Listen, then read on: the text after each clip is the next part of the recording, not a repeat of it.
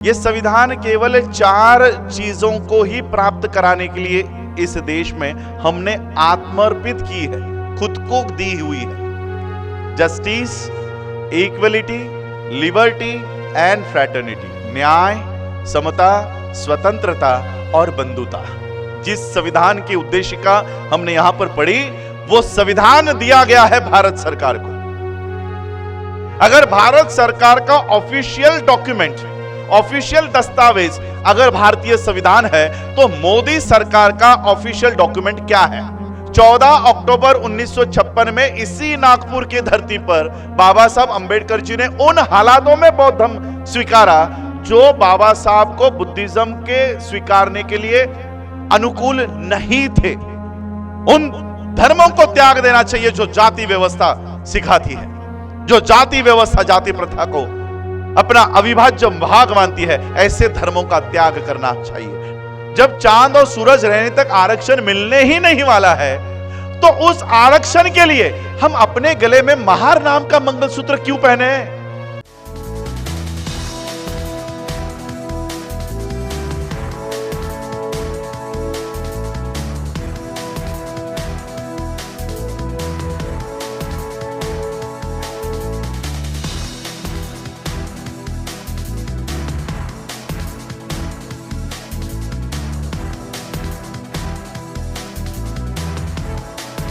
हम भारत के लोग भारत को एक संपूर्ण प्रभुत्व संपन्न समाजवादी धर्मनिरपेक्ष लोकतंत्रात्मक गणराज्य बनाने के लिए तथा उसके समस्त नागरिकों को सामाजिक, आर्थिक और राजनीतिक न्याय, विचार, अभिव्यक्ति, विश्वास, धर्म और उपासना की स्वतंत्रता, प्रतिष्ठा और अवसर की समता प्राप्त कराने के लिए तथा उन सब में व्यक्ति की गरिमा और राष्ट्र की एकता और अखंडता सुनिश्चित कराने वाली बंधुता बढ़ाने के लिए दृढ़ संकल्प होकर अपनी इस संविधान सभा में एत द्वारा इस संविधान को अंगीकृत, अधिनियमित और आत्मर्पित करते हैं।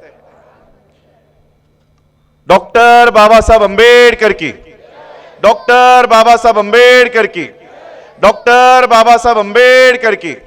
आज इस कार्यक्रम की शुरुआत इस संविधान के पठन से इसलिए की क्योंकि जिस संविधान को बचाने की, जिस संविधान पर आज इस देश में आ रही है, उसका उद्देश्य क्या है, ये लोगों को एक बार फिर से रिफ्रेश हो जाए कि बाबा साहब अंबेडकर जी ने इस देश का संविधान किस लिए निर्माण किया है। ये जो संविधान की प्रतिमा यहां रखी है, ये संविधान केवल 4 चीजों को ही प्राप्त कराने के लिए इस देश में हमने आत्मर्पित की है, खुद को दी हुई है। Justice, equality, liberty and fraternity, न्याय, समता, स्वतंत्रता और बंधुता। यही आज हमने यहां से इसका पठन किया कि हम अब भारत के लोग इस भारत में न्याय प्राप्त करेंगे। न्याय कौन सा? सामाजिक, आर्थिक और राजनीतिक। समता, स्वतंत्रता और बंधुता। ये हम लोगों को याद रहे, इसलिए आज के कार्यक्रम की शुरुआत यहां पर मैंने इस उद्देशिका से की। तो मेरे से पहले जो सूत्र संचालन कर रहे थे, उन्होंने आपको कहा कि आप शेर की संतानें हो, आप शेर हो। बाबा साहब अंबेडकर जी ने भी यही कहा कि शिक्षण वाघिणीचं दूध आहे, जो कोणी प्राशन करेल तो गुरगुरल्याशिवाय राहणार नाही। तो शेर के ही एक कहानी से मैं अपनी बात को यहां पर रखता हूं। आपने कभी लायन, सिंह की जो मादा होती है, उसको कभी बच्चा देते हुए देखा है? कभी डिस्कवरी पर या कभी कहानियों पर या कभी फिल्म में। ये जब बच्चे देती है, शेरनी जब बच्चे देती है, बच्चे देने के बाद वो थोड़ी दूर आकर बैठ जाती है। वो बच्चे वहां पर नवजात जो बछड़े हैं वो चिल्लाते रहते हैं कि हमारे पास आओ, हमें दूध पिलाओ, हमें नजदीक लो, लेकिन वो नजदीक नहीं जाती, वो वही दूर बैठी रहती है। और फिर वो बच्चे कोशिश करके अपने पैरों पे खड़े होते हैं और वो अपनी मां की तरफ जाते हैं। वो अपनी मां की तरफ जाते हैं और फिर वो वहां पर उसके साथ, चाहे वो दूध पीते हो या गले लगते हो। लेकिन अगर कोई एक बच्चा उठकर अपनी मां की तरफ नहीं जाता, वो वहीं पर पड़ा हुआ होता है, तो पता है वो शेरनी क्या करती है? किसी को पता है क्या करती है? वो शेरनी अपनी जगह से उठती है, उस बच्चे की तरफ जाती है, उस नवजात बछड़े की तरफ जाती है और वो उसे निगल जाती है, वो उसे खाती है। पता है क्यों खाती है? वो उसे क्यों खाती है? वो इसलिए खाती है कि ये बच्चा कमजोर निकल गया है, ये बच्चा अपने पैरों पे खड़ा नहीं रह सकता। अगर ये बच्चा खड़ा नहीं रह पाया, खड़ा नहीं रहा, तो इसे जंगल का लोमड़ी भी उसकी आकर हत्या कर देगा। एक छोटी सी लोमड़ी भी उसको परेशान करेगी, एक लोमड़ी भी उसको तंग करने का काम करेगी। किसको? जंगल के राजा को। जंगल के राजा को अगर वो कमजोर निकला तो एक लोमड़ी भी उसके ऊपर अत्याचार कर सकती है, और उसके ऊपर अत्याचार ना हो इसलिए वो मां अपने बच्चे को निगल जाती है कि कोई लोमड़ी भी तेरे ऊपर अत्याचार नहीं करे। क्यों? क्योंकि तू अपने पैरों पे खड़ा नहीं रह पा रहा, और जो बच्चे पैरों पे खड़े रहते हैं वो बड़े होकर जंगल पर राज करते हैं। इस कहानी का तात्पर्य यह है, इस कहानी का तात्पर्य यह है जो बाबा साहब ने खुद लिखा है। If you believe in living a respectable life, अगर तुम अपने आप को एक इज्जतदार जीवन देना चाहते हो, you believe in self help, तुम्हें अपने पैरों पे खड़ा रहना होगा। Which is the best help? अगर तुम अपने आप को एक अच्छा जीवन देना चाहते हो तो तुम लोगों को अपने पैरों पे स्वयं खड़ा रहना होगा। आज हम अपनी शिक्षा के लिए, अपने स्वास्थ्य के लिए, अपने अर्थव्यवस्था के लिए, अपनी नौकरियों के लिए किस पर निर्भर है? भारत सरकार। यह शब्द पिछले 4, 5 या 7 सालों से आपके कानों पर पड़ रहे हैं। भारत सरकार नाम का शब्द क्या आपके कानों पर आ रहा है? हम लोग अपने स्कॉलरशिप के लिए निर्भर है भारत सरकार पर। भारत सरकार तो अस्तित्व में है ही नहीं, अब नाम आ गया है मोदी सरकार। भारत सरकार चला गया। मैं कभी कभी सवाल करता हूं अपने आप से, लोगों से, क्या इससे पहले सरकारें नहीं बनी? जिस तरह से नरेंद्र मोदी इस देश का 2 टर्म का प्राइम मिनिस्टर है, मनमोहन सिंह भी 2 टर्म प्राइम मिनिस्टर रह चुके थे, तो क्या कभी इस देश ने सिंह सरकार के नाम से उपक्रम चलाए हैं? क्या इससे पहले अटल बिहारी सरकार चलती थी? क्या इससे पहले मोरारजी देसाई सरकार चलती थी? फिर आज अचानक ये मोदी सरकार को ये नाम देना क्यों पड़ रहा है? जिस संविधान की उद्देशिका हमने यहां पर पढ़ी, वो संविधान दिया गया है भारत सरकार को। अगर भारत सरकार का ऑफिशियल डॉक्यूमेंट, ऑफिशियल दस्तावेज अगर भारतीय संविधान है, तो मोदी सरकार का ऑफिशियल डॉक्यूमेंट क्या है? उसका ऑफिशियल डॉक्यूमेंट क्या है? अगर भारत सरकार भारत के संविधान पर चलेगा तो मोदी सरकार किस पर चलता है? मनुस्मृति पर, मनुस्मृति पर चलता है। और इसलिए आज जो बातें मैं यहां पर करने जा रहा हूं वो केवल संविधान के उद्देशिका से ही प्रेरित होकर करने वाला हूं और बाबा साहब से ही प्रेरित होकर करने वाला हूं। बाबा साहब अंबेडकर जी ने संविधान 1946 से इसका निर्माण कार्य शुरू हुआ है 9 दिसंबर 1946। फर्स्ट कॉन्स्टिट्यूशन असेंबली का फर्स्ट बैठक 9 दिसंबर से शुरू हुई और 26 नवंबर 1949 को इस संविधान सभा का आखिरी भाषण हुआ। 2 साल 11 महीने 18 दिन तक लगातार इस संविधान का निर्माण कार्य चला, जिसका 1/4 हिस्सा 25% ऑफ टाइम ये केवल भारत के संविधान के उद्देश्य का तय करने में लगा है कि हमारा उद्देश्य क्या होगा, भारत के संविधान का उद्देश्य क्या होगा। ये 1/3 टाइम, 1/4 भी नहीं, 1/3 टाइम केवल उद्देशिका को डिजाइन करने के लिए, सोचने के लिए गया है। और जब 25 नवंबर को बाबा साहब अंबेडकर जी का भाषण हुआ, तब बाबा साहब ने ये 4 तत्व फिलॉसफीज, बाबा साहब पर हमेशा ये आरोप लगे कि बाबा साहब ने जस्टिस, इक्वलिटी, लिबर्टी, फ्रैटर्निटी, ये जो वर्ड्स है, ये जो शब्द है, ये फ्रेंच रिवॉल्यूशन से लिया हुआ है, वहां से कॉपी किया हुआ है। आज भी कुछ लोग ये बोलते हैं कि वहां से कॉपी किया, यहां से कॉपी किया। बाबा साहब ने उनके जीवन में ही इसका जवाब संविधान सभा के आखिरी भाषण में दिया है। बाबा साहब कहते हैं कि मूर्ख है वो लोग जो मुझ पर ये आरोप करते हैं कि मैंने न्याय, स्वतंत्रता, समता और बंधुता मैंने फ्रेंच से उठाया है, फ्रेंच रिवॉल्यूशन से लिया है। मैंने किसी फ्रेंच रिवॉल्यूशन से ये तत्वज्ञान, ये फिलॉसफी से नहीं ली, मैंने बुद्ध के जीवन से ये तत्वज्ञान लिया हुआ है। अब भारत का संविधान क्या कहता है कि हमें भारत में जस्टिस, इक्वलिटी, लिबर्टी और फ्रैटर्निटी लागू करनी है, लोगों को देनी है। इनडायरेक्टली बुद्धिज्म भारत में रिवाइव करना है, बुद्धिज्म की ही यह शिक्षा भारत के लोगों तक पहुंचानी है। अब 1949 को दिया हुआ संविधान 1950 को लागू हो गया, तो लागू होने के बाद बाबा साहब को अलग से 6 साल बाद बौद्ध धर्म स्वीकारने की कोई जरूरत थी? संविधान तो ऑलरेडी बुद्धिज्म का काम कर लेगा, फिर मैं अपने राजनीति को क्यों नहीं खड़ा करूं?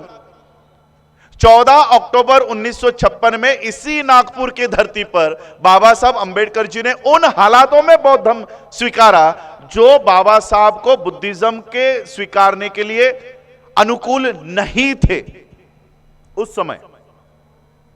1956 अक्टूबर, नवंबर, दिसंबर, जनवरी, फरवरी, 4 महीने में ही भारत में 1957 की सेकेंड पार्लियामेंट्री इलेक्शंस की शुरुआत होने जा रही थी। सेम इसी साल का दृश्य है। जैसे आज हम लोग फरवरी में बैठे हैं, नोटिफिकेशन ऑलरेडी पार्लियामेंट का आ गया है, इलेक्शंस कितने चरणों में होगा, कौन से डेट्स को होगा, ऑलरेडी तैयारियां शुरू हो चुकी है। 1956 का दौर भी उसी समय का था। बाबा साहब के सभी कार्यकर्ता बाबा साहब से विनती कर रहे थे कि बाबा साहब 4 महीने में इलेक्शंस है, अगर आज आप बौद्ध धर्म अपनाते हो तो बाबा साहब के पहले बौद्ध धर्म अपनाने वाले ऐसे कितने लोग थे? क्या बुद्धिस्ट सेंसस था? क्या बुद्धिस्ट पॉपुलेशन बाबा साहब अंबेडकर जी से पहले थी भारत में?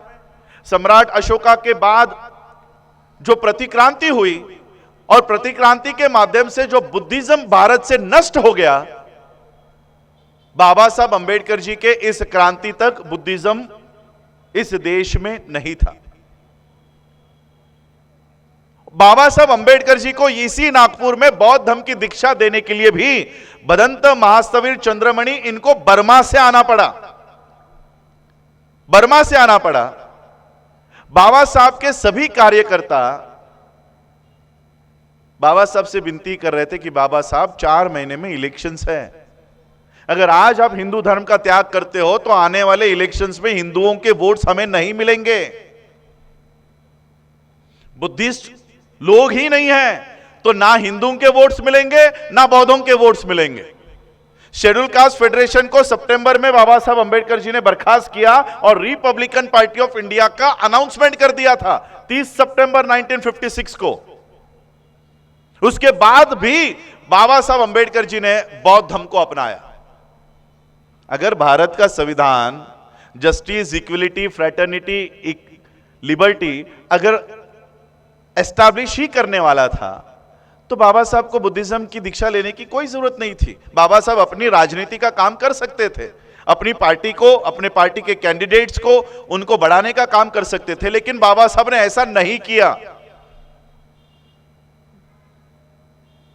आज भी बाबा साहब अंबेडकर जी के 1936 के कोट्स हमारे सामने प्रसिद्ध किए जाते हैं की जा आपल्या घराच्या भिंतीवर लिहून ठेवा की मला शासन करती जमात व्हायचं आहे।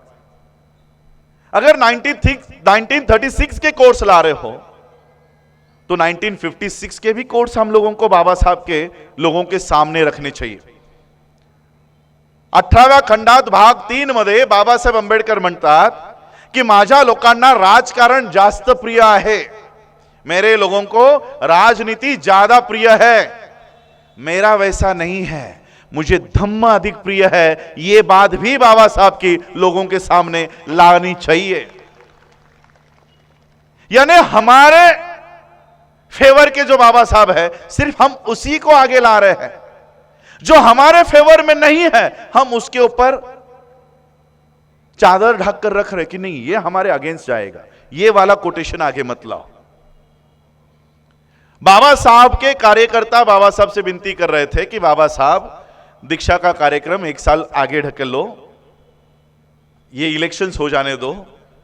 क्या जवाब दिया था पता है बाबा साहब ने? आज अगर कोई पार्टी प्रेसिडेंट होता, कोई हमारा नेता होता नहीं है, हिंदुओं के वोट्स मिले इसलिए हम अपने झंडे बदल रहे हैं, हिंदुओं के वोट्स मिले इसलिए हम अपने पार्टियों के नाम बदल रहे हैं, हिंदुओं के वोट्स मिले इसलिए हम मंदिर खुलवाने की मुहिम हम लोगों ने शुरू की। करेंगे नहीं, करने वाले हैं नहीं की। क्यों? हिंदू वोट्स मिलने वाले हैं। इतना ही नहीं, आप भी विदर्भ का ही हिस्सा हो, आप कभी अकोला में जाओ, आप कभी उस भाग में जाओ, हमारे लोग अब हिंदुओं के वोट्स मिले इसलिए कावड़ यात्राएं शुरू कर रहे हैं। कावड़ यात्रा हमारे लोगों ने महाराष्ट्र में लाई, वरना महाराष्ट्र में कावड़ यात्रा बिल्कुल भी नहीं थी। वो यूपी, दिल्ली और वो बिहार वो साइड चल रही थी, वो अब महाराष्ट्र में भी शुरू हो गई। क्यों? हमें हिंदू वोट्स चाहिए।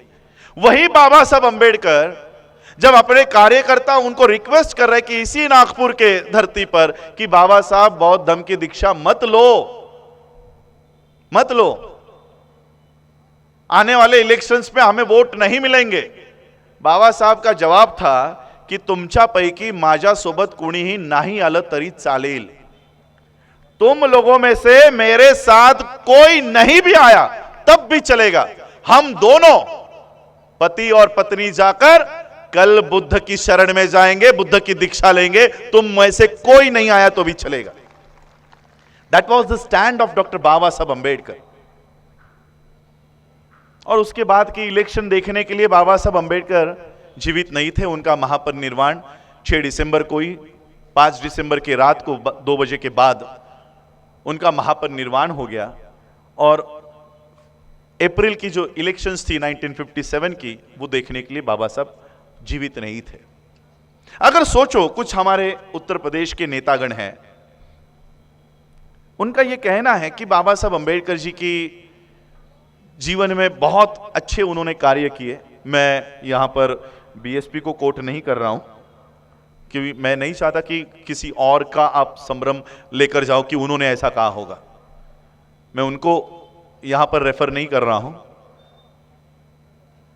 वहां के लोगों का कहना है कि बाबा साहब के जीवन में उन्होंने बहुत अच्छे काम किए, उनके नाम से संगठन चला रहे हैं, लेकिन उनका कहना है कि उनसे एक ही गलती हो गई, उन्होंने बौद्ध धर्म की दीक्षा ले ली।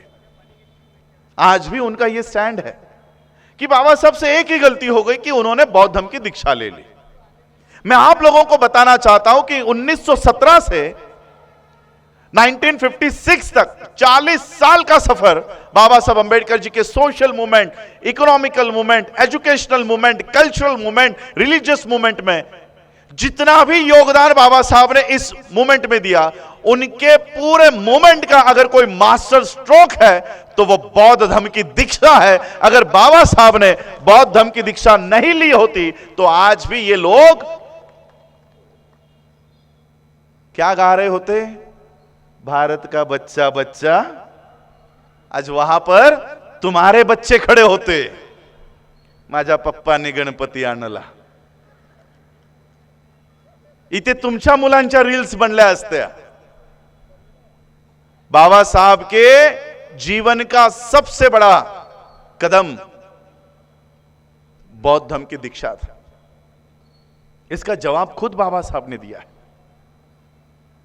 1956 में जब बाबा साहब बौद्ध धर्म की दीक्षा लेने यहां पर पहुंचे, केसरी का एक पत्रकार बाबा साहब से कहता है कि बाबा साहब आपने हिंदू धर्म त्याग करने की घोषणा 1935 में की थी। बाबा साहब ने कहा था कि मैं हिंदू परिवार में जन्मा, ये मेरे हाथ में नहीं था, मेरे बस में नहीं था, लेकिन मैं हिंदू मरूंगा नहीं। तो आपने आज 1956 में हिंदू धर्म त्याग करके आज बौद्ध धर्म की शरण में जा रहे हो, तो अपने धर्मांतर करने के लिए इतना अवधि क्यों लगाया, इतना समय क्यों लगाया? बाबा साहब ने कहा धर्म का काम इतना आसान नहीं है, धर्म के प्रचार प्रसार का काम इतना आसान नाही है। नागपूरमध्ये आता बऱ्याच लोक शेती करत नसतील, पण शेतीविषयी माहिती असेल। शेती आपण डायरेक्टली जाऊन करत नाही, आधी तिला कसतो, तिला आप लोग हिंदी में क्या कहते हो, उसको पहले जोतते हो। बाबा साहब कहते हैं कि मैं इतने साल क्यों रुका पता है? मैं इतने साल भारत में जमीन तैयार कर रहा था, मैं जमीन तैयार कर रहा था और आज मैंने बौद्ध धर्म की बीज इस जमीन में डाल दी है। मेरी आने वाली पीढ़ियां इस धर्म को इस देश में बढ़ाने का काम करेगी। बाबा साहब ने स्टेप बाय स्टेप हम लोगों को बुद्ध की दिशा में, बुद्ध के मार्ग पर लेकर आए। मैं ये इसलिए आप लोगों को बता रहा हूं कि जो संविधान बाबा साहब अंबेडकर जी ने बुद्ध की फिलॉसफी को फैलाने के लिए भारत में तैयार किया था, बाबा साहब को यह पता चल चुका था कि यह संविधान भारत में ज्यादा देर तक नहीं चलेगा। रेफरेंस बाबा साहब अंबेडकर जी का 1954 में पुणे के लॉयर्स एसोसिएशन को दिया गया स्पीच, उसके बाद 1954 को बीबीसी को दिया गया स्पीच। ये बाबा साहब अंबेडकर जी का रेफरेंस स्पीच पढ़ लेना, यूट्यूब पे देख लेना। बाबा साहब स्वयं कहते हैं कि भारत में लोकतंत्र ज्यादा देर तक नहीं टिकेगा, नहीं चलेगा। बाबा साहब को यह अंदेशा हो चुका था और इसलिए शायद बाबा साहब ने संविधान देते समय यह बात कही कि संविधान कितना ही बढ़िया क्यों ना हो, उसको लागू करने वाले लोग अगर गलत है, लायक नहीं है, तो संविधान किसी भी काम का नहीं होगा। बाबा साहब को यह पता था कि आने वाले समय में भारत का संविधान किन लोगों के हाथों में जाएगा। और आज मैं आपको पूछता हूं, भारत का संविधान आज किन के हाथों में है? क्या वो संविधान के प्रेमी है या संविधान के द्वेषी है? प्यार कर रहे हैं संविधान से या नफरत कर रहे हैं संविधान से? और मैं आपको इनका चरित्र, बैकग्राउंड आप लोगों को बताना चाहता हूं कि इनका चरित्र क्या है, जिनके हाथ में आज भारत का संविधान है। जब भारत के संविधान सभा का कामकाज शुरू हुआ, इस देश को लोकतंत्रात्मक गणराज्य देने का काम शुरू हुआ, तब इस देश की एक संगठना थी जिसका यह कहना था कि भारत को लोकतंत्र की कोई जरूरत नहीं है, भारत में नया संविधान तैयार करने की कोई आवश्यकता नहीं है।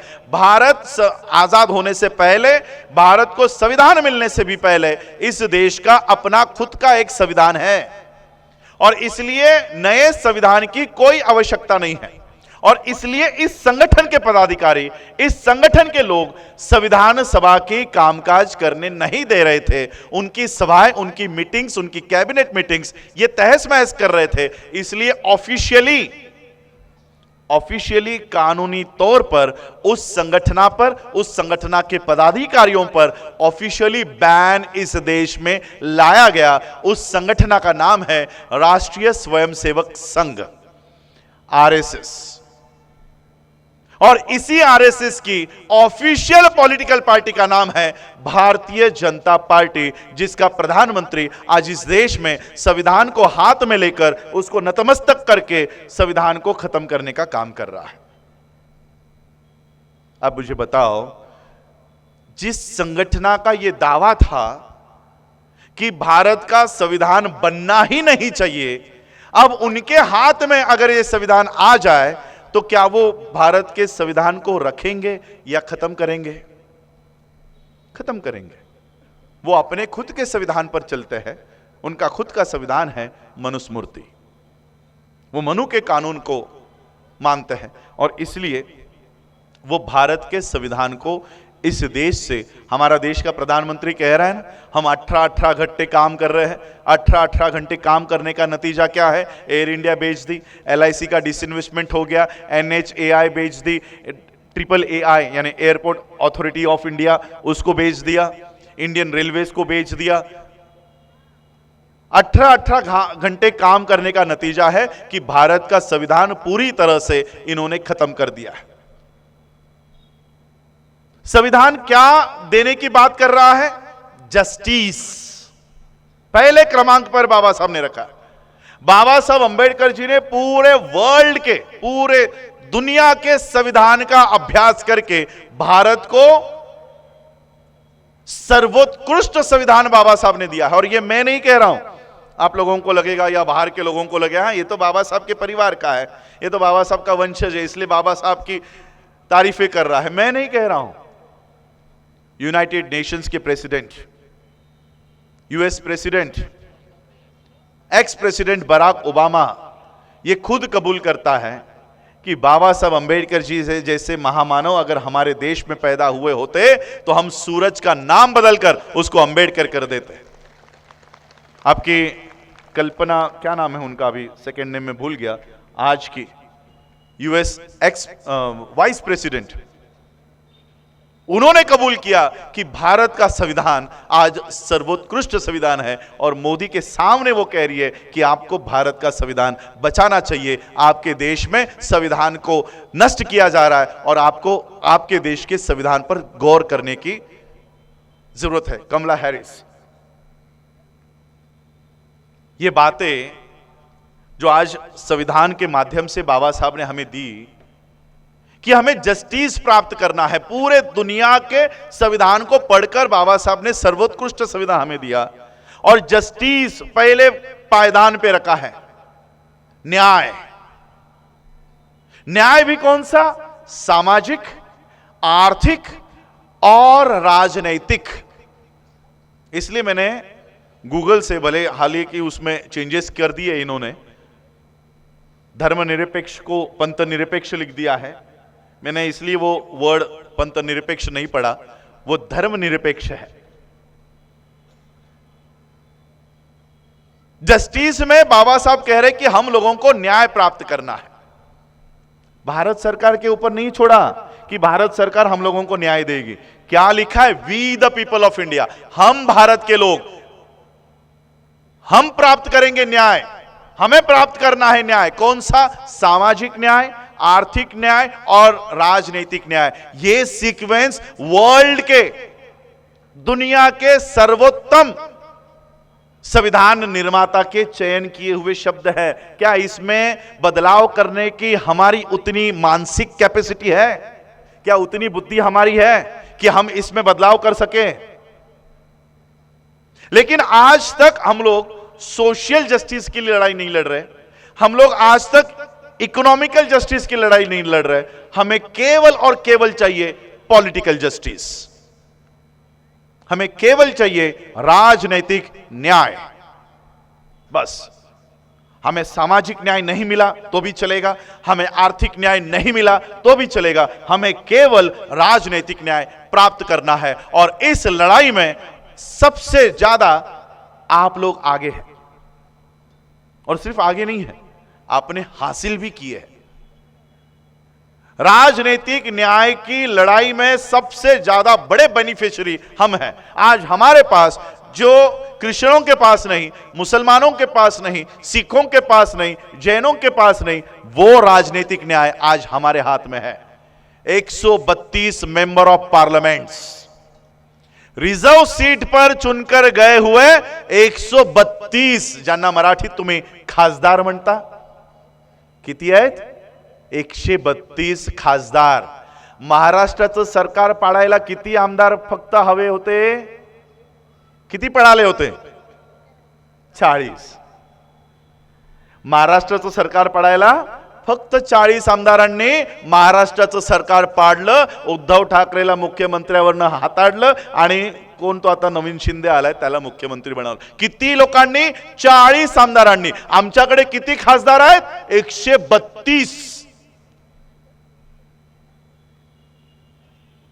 मी खरंच, तुम्ही त्यांना काय नावं दिली होती ना, पेटी खोका काय काय चिडवत होतात, पेटी खोका आणि काय काय काय काय गद्दार वगैरे, खरं त्यांच्यामध्ये ही जी रीड की हड्डी म्हणते ना, खरं त्यांच्यामध्ये तरी ती रीड की हड्डी आहे, आमच्या 132 खासदारांमध्ये ती देखील नाही।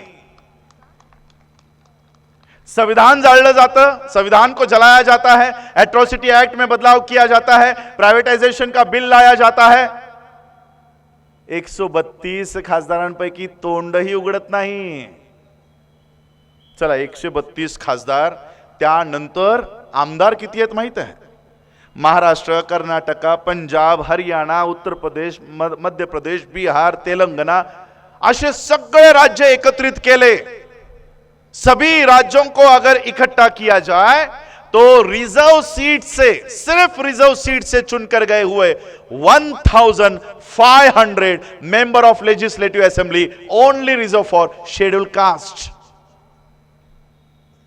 इतनी बड़ी ताकत जैनों के पास है, मुसलमानों के पास है, क्रिश्चियनों के पास है, सिखों के पास है, किसी के पास नहीं, हमारे पास है। और इससे भी बड़ी एक एक्स प्रेसिडेंट हमारा था, रामानंद कोविंद। इतनी बड़ी राजनीतिक ताकत हमारे हाथ में है, हमारे किसी काम की है? किसी काम की है? क्यों काम की नहीं है? क्योंकि हमने बाबा साहब की दी हुई सीक्वेंस को तोड़ दिया। बाबा साहब क्या कह रहे हैं? पहले सामाजिक न्याय प्राप्त करो, फिर आर्थिक न्याय प्राप्त करो, उसके बाद जो मिलेगा वो तुम्हारी सच्ची राजनीतिक न्याय आपको मिलेगा। हमने सामाजिक आर्थिक न्याय पर कोई भी कार्यक्रम इस देश में नहीं चलाया, हमने सिर्फ राजनीतिक न्याय के लिए प्रयत्न किया, कोशिशें की, और आज वो हमको मिल गया, लेकिन वो हमारे किसी भी काम का नहीं रहा। इसलिए हमें उस सीक्वेंस पर लौटना होगा जो सीक्वेंस बाबा साहब देकर गए हैं। सामाजिक न्याय, सामाजिक न्याय कैसे प्राप्त करोगे? Social justice.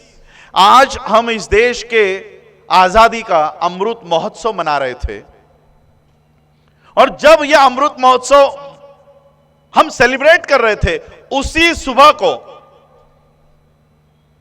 हमारा मेघवाल नाम का बच्चा, जो राजस्थान के 7वीं कक्षा में पढ़ रहा था, गलती से अपर कास्ट टीचर के पानी के घड़े को हाथ लगाने पर उसको इतना बेरहमी से पीटा, उसको इतना बेरहमी से मारा कि उसकी उसी दिन 15 अगस्त को मृत्यु हो गई। वो पिछले हफ्ते भर से अस्पताल में मौत से लड़ रहा था, लेकिन उसकी मृत्यु अमृत महोत्सव के दिन हुई। जब भारत का प्रधानमंत्री इस देश के आजादी का अमृत महोत्सव मना रहा था, उस दिन हमारा एक बालक, हमारा बच्चा जान दम तोड़ रहा था। किस वजह से? सामाजिक असमता की वजह से, असमानता की वजह से, गैर बराबरी की वजह से। आज भी उसी राजस्थान की और एक घटना आगे आई कि केवल मूंछ रखने पर, मूंछ रखने पर उस युवक की बेरहमी से पिटाई करके मौत हो गई, उसको मार डाला गया। क्यों? तो मूंछ रखने का भी उसको अधिकार नहीं है। ये तो चलो वो 7वीं कक्षा का बच्चा था, ये कुछ युवा था, वो इन लोगों से लड़ नहीं पाता। ये तो सामान्य लोग थे। गुजरात का एक आईपीएस ऑफिसर अपने ही शादी में, और शादी भी किससे पता है? एक आईएएस लड़की के साथ। एक आईपीएस एक आईएएस से शादी कर रहा है, लेकिन खुद के ही शादी में वो घोड़ी पर बारात नहीं निकाल सकता।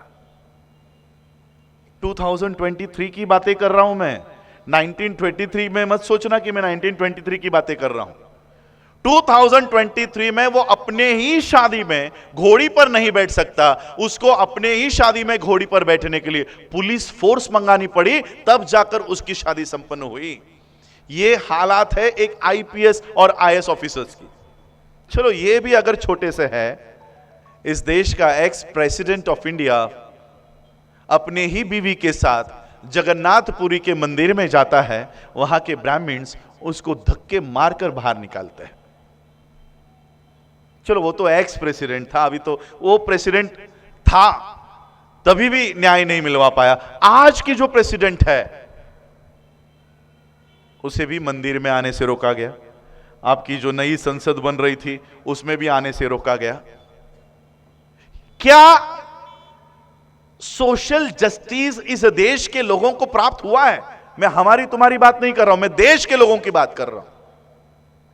क्या देश के लोगों को सामाजिक न्याय मिल रहा है? सादा मूंछ रखने पर हत्या हो रही है, पानी के घड़े को हाथ लगाने पर हत्या हो रही है। क्या हमने सामाजिक न्याय प्राप्त किया? और सामाजिक न्याय प्राप्त करने की बाबा साहब की योजना क्या है? क्या कह रहे हैं बाबा साहब कि किस तरह से हमें सामाजिक न्याय प्राप्त होगा? एनिहिलेशन ऑफ कास्ट बाबा साहब का कभी निकाल कर पढ़िएगा। इस एनिहिलेशन ऑफ कास्ट में बाबा साहब अंबेडकर सोशल जस्टिस कैसे हासिल की जाती है उसका पूरा ब्यौरा हमारे सामने रखते हैं। बाबा साहब पहले स्टेज पर यही लिखते हैं कि जिस धर्म में यह जाति व्यवस्था है, हमें उस धर्म को त्यागना होगा। मैं तो सादे और आसान शब्दों में बोल रहा हूं, बाबा साहब के शब्द यहां की मनुवादी व्यवस्था सुन नहीं पाएगी। बाबा साहब लिखते हैं कि इनके धर्म ग्रंथों को डायनामाइट से उड़ा देना चाहिए। डायनामाइट से उड़ा देना चाहिए। उन धर्मों को त्याग देना चाहिए जो जाति व्यवस्था सिखाती है, जो जाति व्यवस्था जाति प्रथा को अपना अविभाज्य भाग मानती है। ऐसे धर्मों का त्याग करना चाहिए, 1936 में कह रहे हैं। और इसलिए बाबा साहब ने हमें बौद्ध धर्म के मार्ग पर इसलिए लेकर आए क्योंकि बाबा साहब अंबेडकर सोशल जस्टिस की लड़ाई को इस देश में शुरू करना चाहते थे। समाज, सोशल जस्टिस, सामाजिक न्याय, समाज। समाज की व्याख्या क्या है पता है बाबा साहब की? समाज कब तैयार होता है? समाज का पहला अविभाज्य नियम है कि उसमें जात नहीं होनी चाहिए, तब जाकर आप एक समाज के रूप में खड़े हो सकते हो। बाबा साहब को अनेक धर्मों के लोगों ने बाबा साहब को विनती की कि आप हमारा धर्म स्वीकारो, इस्लाम कबूल करो, सिख धर्म अपना लो, क्रिश्चियन धर्म अपना लो। लेकिन बाबा साहब ने सभी धर्मों की पढ़ाई अध्ययन करने के बावजूद भी इनके धर्म नहीं अपनाए। क्यों? क्योंकि अगर सिख बनते हैं तो कोई रविदासी सिख बन जाएगा, कोई मजहबी सिख बन जाएगा। अगर इस्लाम कबूल करते हैं तो कोई पसमानदा बन जाएगा, कोई कुरैशी बन जाएगा, कोई सिया बन जाएगा, कोई सुन्नी बन जाएगा। क्रिश्चियनिटी को कबूल करते हैं तो कोई प्रोटेस्टेंट के लिस्ट में चला जाएगा, कोई कैथोलिक के लिस्ट में चला जाएगा, कोई दलित क्रिश्चियंस की लिस्ट में चला जाएगा। यानी जिस जाति व्यवस्था का पीछा हम छुड़ाना चाहते हैं, उन धर्मों को स्वीकार करने के बावजूद भी अगर हमारी जातियां नहीं मिटने वाली तो मुझे ऐसे धर्म का स्वीकार नहीं करना है। ये सभी धर्म बाबा साहब को पैसे, जमीन, सिखों ने तो बाबा साहब अंबेडकर जी की रॅली, ज्याला तुम्ही मिरवणूक म्हणता, ती सोन्याच्या रथातून काढली होती. सोने के रथ से बाबा साहब अंबेडकर जी की रॅली निकाली. मुंबईच्या माटुंग्यामध्ये खालसा नावाचं कॉलेज उभं करून दिलं. इतनी संपत्ति, इतनी रिसोर्सेस, इतने साधन बाबा साहब अंबेडकर जी को ये सारे धर्म के लोग दे रहे थे, फिर भी बाबा साहब ने इन धर्म को कबूल नहीं किया. बौद्ध धर्म से कोई बाबा साहब को फूल देने के लिए भी नहीं आया था कि आप हमारा धर्म स्वीकार करो. फिर भी बाबा साहब ने उस धर्म को इस देश में जीवित करने का निर्णय लिया. जो धर्म इस देश से मिट चुका था उसको रिवाइव करने का बाबा साहब ने ठान लिया. और बाबा साहब ने मैं बौद्ध ही क्यों बन रहा हूं, मैं बौद्ध धर्म ही क्यों चुन रहा हूं, इसका जवाब बाबा साहब ने 15 अक्टूबर 1956 इसी नागपुर के जमीन पर बाबा साहब ने दिया. क्या कहते हैं पता है बाबा साहब? बाबा साहब कहते हैं मेरी लड़ाई जमीनों के लिए नहीं है, मेरी लड़ाई पैसों के लिए नहीं है, मेरी लड़ाई ये तुम्हारे बड़े बड़े संसाधनों के लिए नहीं है. आम्ही लढतो, आम्ही झगडतो ते आत्मसन्मानासाठी. मेरी लड़ाई ये सेल्फ रिस्पेक्ट की, आत्मसम्मान की लड़ाई है. अगर यह आत्मसम्मान मुझे तुम्हारे धर्मों में नहीं मिलता तो ऐसे धर्मों को मैं स्वीकार नहीं करूंगा. और इस आत्मसम्मान के लिए, सेल्फ रिस्पेक्ट के लिए बाबा साहब ने हमें बौद्ध धर्म में लेकर आए और आते समय इंस्ट्रक्शंस दिए हैं. इस धम्म में आते समय कुछ इंस्ट्रक्शंस बाबा साहब ने दिए हैं. बाबा साहब कहते हैं कि इस धम्म में आते समय जिस तरह से अलग अलग नदियां, अलग अलग नाले महासागर में आकर मिलती है, उस तरह से बुद्धिज्म में आओ. इस महासागर में आने के बाद कोई भी आपको, कोई भी ये नहीं बता पाएगा कि ये पानी गंगा का है, या ये पानी कृष्णा नदी का है, या ये पानी गोदावरी नदी से आया है. महासागर के पानी को कोई भी विभाजित करके, अलग अलग करके कोई ये नहीं बता सकता. उस तरह से बुद्धिज्म में आओ. इस धम्म में आते समय अपनी अपनी जातियां, अपने अपने धर्म बाहर रखे, केवल बौद्ध नाम पे, बौद्ध आइडेंटिटी पर इस धम्म में आओ. ये बाबा साहब के स्टैंडिंग इंस्ट्रक्शंस है. सर्वेक्षण मराठ्यांचं, प्रश्न आमचे, जात लिहायची की नाही लिहायची, आहे ना महिनाभरापूर्वीच. हीच बौद्धांमध्ये संभ्रम होता. जनगणना आली की सगळ्यात आधी आमच्यामध्ये प्रश्न, जात लिहायची की नाही लिहायची. आता नवीन नए नए लेटर्स, पत्रक, मैसेजेस, व्हाट्सएप्स आ रहे. जातीच्या रकान्यात महार, धर्माच्या रकान्यात बौद्ध. बाबा साहब कह रहे हैं कि उन नदियों की तरह से इस महासागर में आओ जो नदी अपना अस्तित्व, अपना अलग पहचान भूल जाती है. और हम क्या कह रहे हैं? जात महार, धर्म बौद्ध, ओळख बौद्ध महार. हीच होईल ना, बौद्ध महार. फिर वो दूसरे कास्ट से कन्वर्टेड बुद्धिस्ट कहेगा, अच्छा तू अपनी जात लिख रहा है तो मैं क्यों पीछे हटूं, फिर मैं भी अपनी जात लिखूंगा, मैं बौद्ध मातंग. अच्छा तू बौद्ध मातंग तो फिर मैं बौद्ध चमार. और फिर एक दिन इस देश में ऐसा आएगा, महाराष्ट्र में ऐसा आएगा की बौद्ध महारांची परिषद झाल्या झाल्या लगेच बौद्ध मातंगांची परिषद सुरू होईल. फिर उनको नीचा दिखाने के लिए बौद्ध चमारों की परिषद शुरू हो जाएगी. जो धम्म इस देश में 2500 सालों से टिका रहा, उस धम्म को हम अपने ही हाथों से खत्म कर रहे हैं. जाति व्यवस्था इस धम्म में इंट्रोड्यूस करके. क्यों? रिजर्वेशन चला जाएगा. महार लिहिलं नाही तर स्कॉलरशिप जातील, महार लिहिलं नाही तर नोकऱ्या जातील, नोकऱ्या मिळणार नाही. आणि म्हणून मग आम्ही जात महार, धर्म बौद्ध. बाबा साहेब अंबेडकर इसी डर को हमारे लोगों को एड्रेस करके क्या कहते हैं पता है?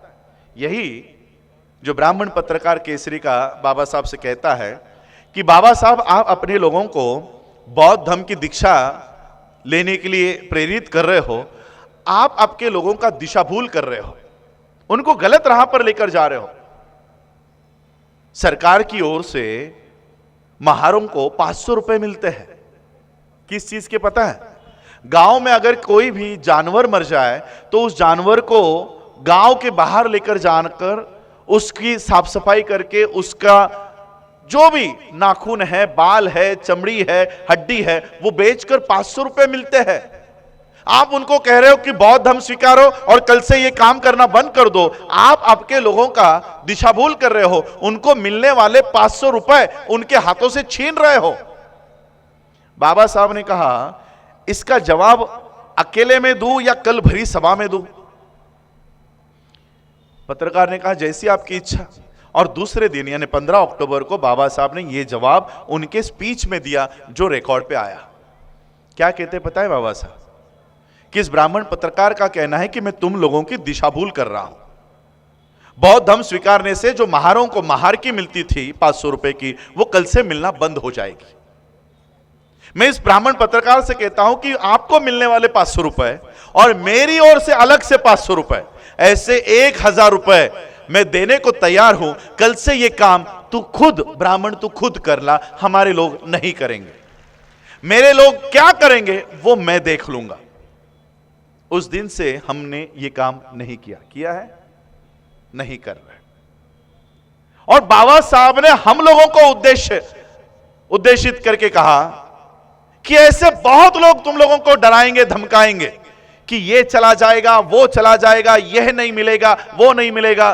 बाबा साहब कहते हैं कि बिल्कुल इन लोगों से नहीं डरना और बिंदास होकर बौद्ध धर्म अपनाओ। तुम्हारे सारे अधिकार मेरे कोर्ट के जेब में सुरक्षित है।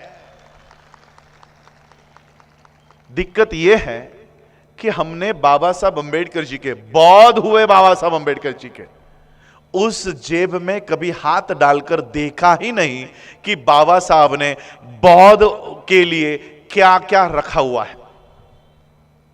आप लोगों को पता है महाराष्ट्र की अनुसूचित जाति में 59 कास्ट आती है, 59। अब महाराष्ट्र में विधानसभाओं में और विधान परिषदों में अब जल्दी एक बिल आने वाला है जिसके लिए सुप्रीम कोर्ट ने भी इस बातों को भारत में फैलाने की शुरुआत कर दी है कि एससी में भी, रिजर्वेशन में भी बाइफरकेशन होना जरूरी है। मतलब यानी ये एससी की जो लिस्ट है 58, 59 कास्ट की, इसमें अब ए, बी, सी, डी ऐसा बाइफरकेशन किया जाएगा और आप लोगों को डी के पायदान पे डाला जाएगा। कोई भी नौकरी हो, कोई भी स्कॉलरशिप हो, वो आपके लिए नहीं होगी। ये महाराष्ट्र के विधानसभा में और विधान परिषद में इसके ऊपर चर्चा शुरू हो गई। पिछले हफ्ते यह चर्चा सुप्रीम कोर्ट के जजेस ने शुरू कर दी है कि हां यह होना चाहिए। आपका रिजर्वेशन खत्म है। चलिए ये रिजर्वेशन या ये संविधान हम इसका इस्तेमाल कितना कर रहे हैं पता है? इसका इस्तेमाल सिर्फ 2 आर्टिकल्स के लिए कर रहे हैं, स्कॉलरशिप 21C और नौकरी 341। इसके अलावा हम इस संविधान से कुछ भी नहीं ले रहे। बस हमें क्या चाहिए? शिक्षा और नौकरी। बाकी हमें संविधान से कोई लेना देना नहीं है। अब शिक्षा के लिए इस देश के कानून में ऐसे बदलाव किए गए हैं संविधान में कि न्यू एजुकेशन पॉलिसी अगले साल से इस देश में इंट्रोड्यूस होने वाली है। सारे स्कॉलरशिप्स बंद है। जितने भी सरकारी इंस्टीट्यूट्स है वो आने वाले समय में बंद होंगे। उनकी जमीनें लॉर्ड माउंट को ऑलरेडी दी जा रही है। चंद्रपुर की जितने भी नगर पालिका, नगर परिषद, झेडपी की स्कूलें थी, उनकी जमीनें लॉर्ड माउंट को, अडानी के लॉर्ड माउंट को दे दी गई है। यवतमाल में दे दी गई है। अब आपके नागपुर में अलग अलग जिलों में Lord Mount, Cambridge, Oxford, Ryan International, Poddar, G Litera, ये सारी स्कूलें एसी क्लासरूम वाली 7 स्टार होटल जैसी स्कूलें खड़ी होंगी। आप लोगों को लगेगा अरे वाह कितनी अच्छी स्कूल आ रही है। इसमें पहली कक्षा में एंट्री लेने वाले 6 साल के बच्चे की फी होगी 3.5 से लेकर 5 लाख रुपए। ये आपकी स्कूल की फीस होंगी। और अगर आप इन स्कूलों में अपने बच्चों को नहीं डाल सकते तो सरकार ने दूसरी व्यवस्था कर रखी है, जहां से आपके बच्चों को कारपेंट्री सिखाई जाएगी, प्लंबिंग सिखाई जाएगी, इलेक्ट्रिकल सिखाया जाएगा, आपके बच्चों को लेबर तैयार किया जाएगा। तो स्कॉलरशिप वैसे ही खत्म हो गई है। नौकरियों के लिए इस देश की फाइनेंस मिनिस्टर महोदया ने संसद में खड़े रहकर, अगर यह भाषण उन्होंने नागपुर के आरएसएस के किसी कैंप में किया होता तो शायद मैं उनको यहां रेफर नहीं करता, या बीजेपी के किसी कार्यक्रम में बोला होता तो मैं उनको रेफर नहीं करता। लेकिन संसद में खड़े होकर देश की फाइनेंस मिनिस्टर यह कह रही है कि 2 साल में हम सारी सरकारी संस्थाएं, पब्लिक अंडरटेकिंग्स हम बेचने वाले हैं। डिसइन्वेस्टमेंट, एमएससीबी से डिसइन्वेस्टमेंट शुरू हो गया। अब अडानी पावर आ गई, आपके यहां पर भी आएगी। टाटा पावर आ गई, पहले एमएससीबी करती थी, अब एमएससीबी इलेक्ट्रिसिटी देने का काम नहीं करेगी। जब एमएससीबी इलेक्ट्रिसिटी दे रही थी तो हमारे कुछ इंजीनियर्स काम कर रहे थे, हमारे क्लर्क्स काम कर रहे थे, हमारे मैनेजर्स काम कर रहे थे। अब अडानी के यहां पर हमारे वही लोग दरवाजे के ऊपर चपरासी है। इंडियन रेलवेज का डिसइन्वेस्टमेंट शुरू हो चुका है। अब फिर से मैं वो ट्रेन का नाम भूल गया, कौन सी तो वो ट्रेन, वंदे भारत, नाम रखा है वंदे भारत, जिसमें भारत का 1 भी रुपया नहीं लगा है। सारा पैसा अडानी अंबानी के जेब में जा रहा है। अडानी की वंदे भारत भाग रही है, तेजस भाग रही है। आपके नागपुर में कई सारी ये ट्रेन, आज आप लोग ट्रेन से सफर कर रहे हो, उस ट्रेन में जो स्टाफ हमारा रहा करता था वो भी अब कॉन्ट्रैक्ट बेसिस पर आ गया है। स्टेशन बेचे जा रहे हैं, स्टेशन। अभी जब मैं दादर से यहां पर आ रहा था, दादर का स्टेशन बेच दिया है। वहां पर अभी जितने भी स्टॉल्स लग रहे हैं, वेटिंग रूम्स है, ये अडानी ऑपरेट कर रहा है। सारे एयरपोर्ट्स, भारत के सारे एयरपोर्ट्स अडानी को दे दिए गए हैं। एयर इंडिया बिक गई, उसके बाद air authority of India AAAI ये अडानी को दे दिया गया है। भारत की सारी संपत्ति या भारत की सारी पब्लिक सेक्टर ऑलरेडी 80% बिक गई है, 20% बाकी है, वो आने वाले समय में कर देंगे। अब सरकारी संपत्ति ही नहीं है, पब्लिक अंडरटेकिंग्स ही नहीं है, तो पब्लिक सर्वेंट या पब्लिक जॉब या गवर्नमेंट जॉब कहां से मिलेगी? जॉब पिछले 7 सालों से बंद है। यह बात बाबा साहब ने 1956 के भाषण में कही है। यह बात कही है कि यह दिन भी भारत को देखना पड़ेगा और मेरे लोगों को देखना पड़ेगा। मैं आने वाला हूं क्यों बाबा साहब आपको बौद्ध करके गए। पहले संविधान का सब्जेक्ट क्लोज करता हूं। बाबा साहब ने 15 अक्टूबर को महिलाओं को उद्देश्य करके उनका एक एग्जाम्पल देकर कहा की जो नवरा टिकणारच नाही, जो नवरा जिवंतच राहणार नाही, त्याच्या नावचं मंगळसूत्र आम्ही का घालायचं? इसका मतलब बाबा साहब उससे पहले कहते हैं कि आरक्षण जास्त काळ या देशात राहणार नाही, आरक्षण या देशात जास्त काळ टिकणार नाही, हे कधी ना कधी या देशातून, या भारतातून नष्ट होणार आहे। संस्कृतचं एक वाक्य बाबा साहब त्याच्यामध्ये म्हणतात, त्याचं मराठीत अनुकरण आहे की चंद्र सूर्य असेपर्यंत आरक्षण मिळणार नहीं। जब चांद और सूरज रहने तक आरक्षण मिलने ही नहीं वाला है, तो उस आरक्षण के लिए हम अपने गले में महार नाम का मंगलसूत्र क्यों पहने? जब वो आरक्षण मिलने ही नहीं वाला है, मैं आज भी उन लोगों का सपोर्ट करता हूं, उनका समर्थन करता हूं जो ये कह रहे हैं कि आरक्षण हम अगर महार नहीं लिखते हैं तो आरक्षण चला जाएगा, इसलिए महार लिखना अनिवार्य है। मैं उनका समर्थन करता हूं, लेकिन मैं उनसे यह भी पूछता हूं कि हमने आज महार लिखा, मेरी नौकरी कहां पर है? उस नौकरी के लिए मैं महार बन गया, मेरे बच्चों को महार बना दिया, आने वाली 7 पीढ़ियों को मैंने महार बना दिया, मेरे लिए नौकरी कहां पर है? जो लोग आपको महार लिखने के लिए, मातंग लिखने के लिए, चमार लिखने के लिए प्रेरित कर रहे हैं, उनसे पहला सवाल करो, मेरी नौकरी और स्कॉलरशिप तू देने वाला है? उसकी लड़ाई के लिए घर में बैठे हुए हैं, आवाज नहीं उठाते। प्राइवेटाइजेशन देश भर में हो रहा है, एक व्यक्ति उसके खिलाफ बात नहीं कर रहा, और ये हमें घर बैठे बैठे लेटर छाप रहे कि महार लिखो, चमार लिखो। वही बाबा साहब कह रहे हैं की जो नवरा टिकणारच नाही, जो नवरा जिवंतच राहणार नाही, त्याच्या नावचं मंगळसूत्र आम्ही का घालायचं? यावरनं लक्षात घ्या की बाबासाहेबांना काय अपेक्षित आहे।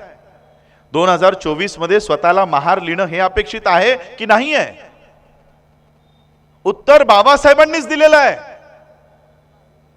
हम लोगों को किसी नेता के जवाब का इंतजार नहीं करना है कि राजरत्न अंबेडकर का क्या स्टैंड है, भीमराव यशवंतराव अंबेडकर जी का क्या स्टैंड है, XYZ जो भी बुद्धिज्म पे काम कर रहा है उसका क्या स्टैंड है।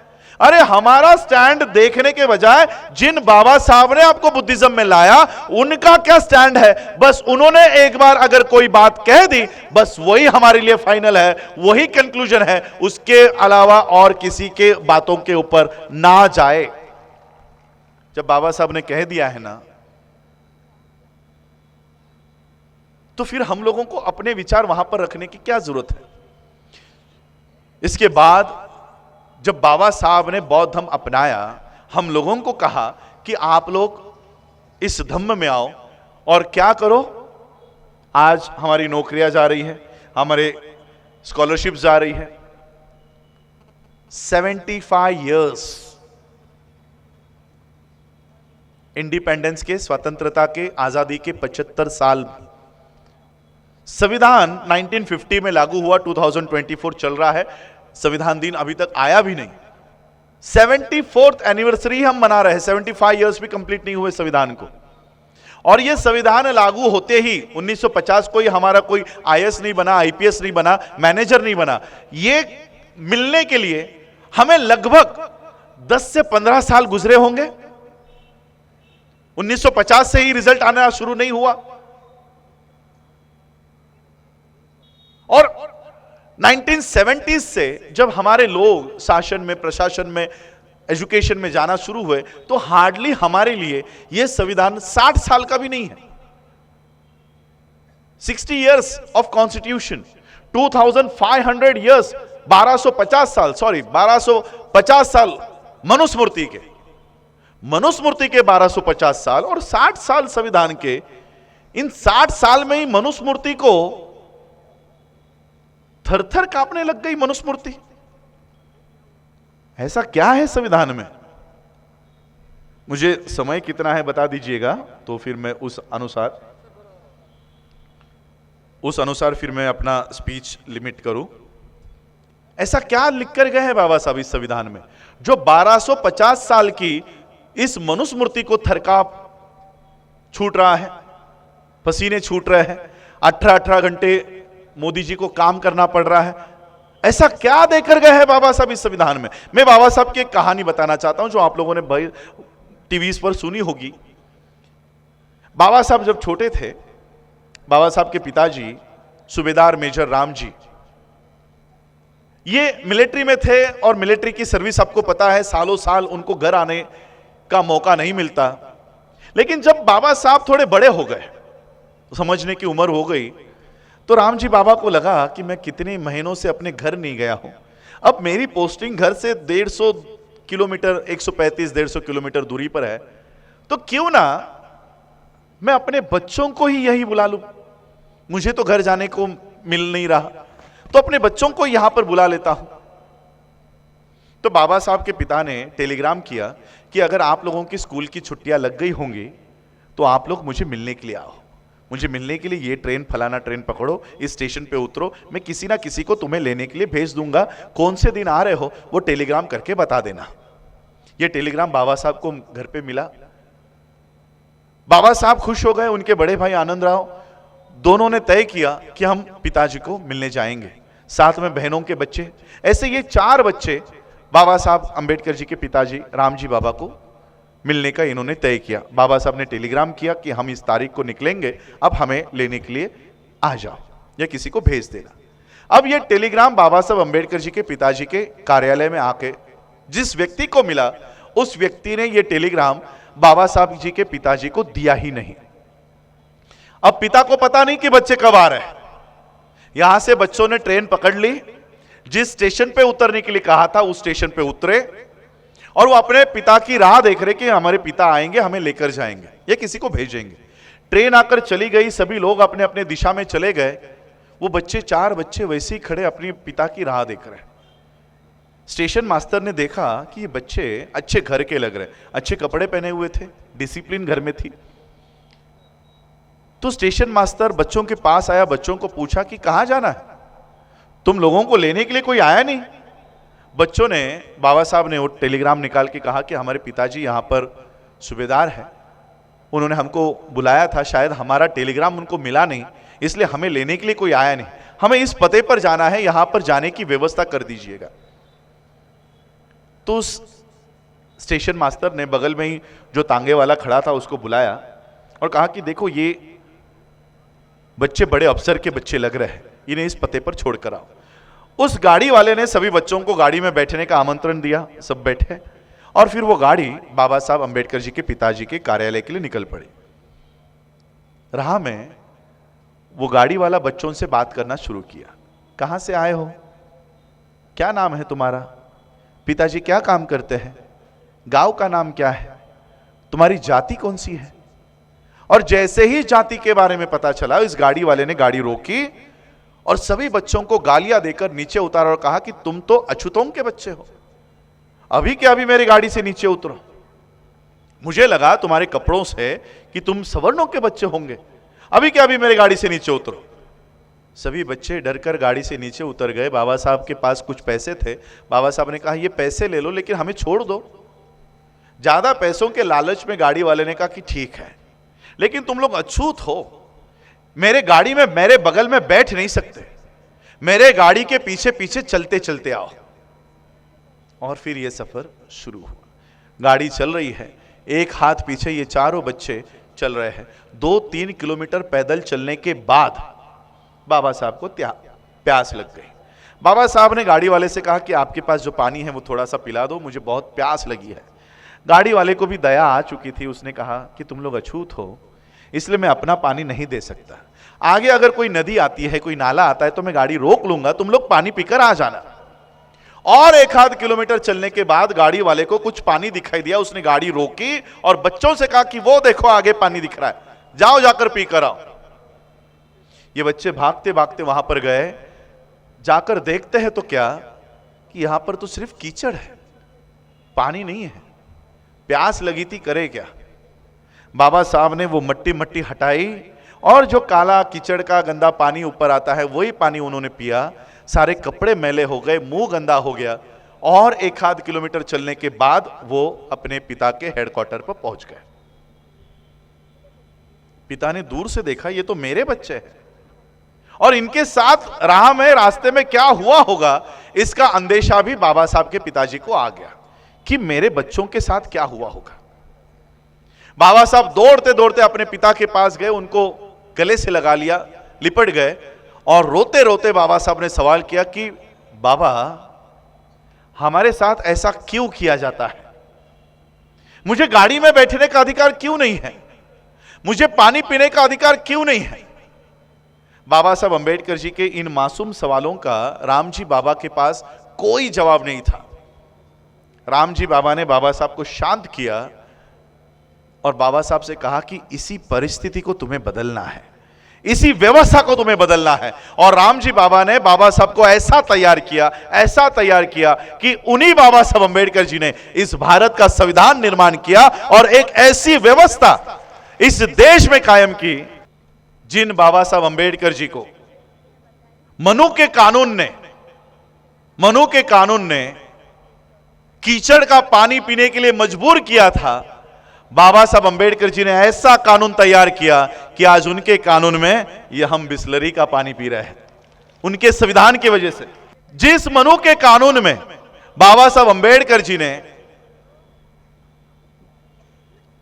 अंबेडकर जी को बैलगाड़ी में भी बैठने का अधिकार नहीं दिया था, आज उसी भारत के संविधान के दायरे में हमारे लोग बैलगाड़ी में नहीं, हवाई जहाज उड़ाने का काम कर रहे हैं, हमारे पायलट्स बन चुके हैं, कैप्टन्स बन चुके हैं, और इसी वजह से इनको यह संविधान खटकता है। 1250 साल की मनुस्मृति ये 60 साल के संविधान से थर थर कांपने लग गई है। क्यों? क्योंकि उस मनु के कानून में जिस द्रौपदी का भरी सभा में चीरहरण किया गया, उसी भारत के संविधान ने उसी द्रौपदी को राष्ट्रपति पद पर बिठा दिया। इसीलिए इस देश के संविधान से ये मनु की नाजायज औलादे थर थर कांप रही है, इसीलिए कांप रही है। और इसलिए आज ये संविधान ये खत्म करने की कगार पर आज ये आ चुके हैं, और ये बात बाबा साहब को मालूम थी। इसलिए बाबा साहब ने 1954 के बीबीसी के इंटरव्यू में ये कबूल किया कि भारत का लोकतंत्र ज्यादा नहीं चलेगा। फिर पर्याय क्या है, ये भी क्वेश्चन किया है। बाबा साहब कहते हैं कि हमें अल्टरनेट व्यवस्था खड़ी करनी होगी, अल्टरनेट व्यवस्था खड़ी करनी होगी, और वो व्यवस्था बाबा साहब खुद स्वयं खड़ी करके खुद चले गए। बाबा साहब को यह पता था कि इस देश में एक दिन ऐसा आएगा, जिस संविधान के दायरे में मैं मेरे लोगों को लेकर आया, वो संविधान एक दिन खत्म कर देंगे। उस समय मेरे लोग कहां जाएंगे? 5 दिसंबर 1956 के रात तक, अपने अंतिम सांसों तक बाबा साहब अपने परिवार के बारे में नहीं सोच रहे थे। जिस तरह से हमारी अनुबाई तेलतुंबड़े ये आई, अपना विल तैयार करके उनकी सारी संपत्ति मुझे देकर गई, बाबा साहब अपने अंतिम समय में अपनी विल तैयार नहीं कर रहे थे। क्या कर रहे थे पता है? 2 महीने पहले जिस बौद्ध धर्म को मैंने भारत में रिवाइव किया है, पुनर्जीवित किया है, मेरे जाने के बाद, मेरे पश्चात मेरे लोग उस बौद्ध धर्म का सही से पालन करें, इसलिए बाबा साहब अंबेडकर बुद्ध और उनका धम्म, द बुद्धा एंड इस धम्मा, ये ग्रंथ पूरा कर रहे थे। क्यों? मेरे जाने के बाद इस धम्म का सही से पालन करना और इस धम्म के माध्यम से इस देश में सुरक्षित रहना, ये बाबा साहब अंतिम समय तक काम कर रहे थे। क्या संदेश देकर गए कि इस देश का संविधान तुम्हारे हक और अधिकार के लिए इस्तेमाल में लाना बंद हो जाए। इस देश का संविधान अगर इस देश में तुम्हारे हक के लिए इस्तेमाल में लाना बंद हो जाए, तब बुद्ध के शरण में चले जाओ। ये बुद्ध पूरे विश्व में खड़ा होकर तुम्हारे लिए हक और अधिकार की लड़ाई लड़ेगा, ये बुद्ध तुम्हें न्याय देगा। इसलिए बाबा साहब हमें बौद्ध धर्म की शरण में लेकर आए। लेकिन आज हमारी आइडेंटिटी महार बौद्ध, चमार बौद्ध, आज ये आइडेंटिटी है। फिर विश्व के सामने बाबा साहब उसी 15 अक्टूबर के स्पीच में कहते हैं कि आता घरातल्या घरात खूप झालं, बहुत हो गया घर में, अब भारत में बहुत हुआ, अब भारत के बाहर जाओ, भारत के बाहर जाओ। बाबा साहब अंबेडकर जी का ये भारत के बाहर जाने का उपदेश कौन फॉलो कर रहा है पता है आपको? कि भारत के बाहर जाओ।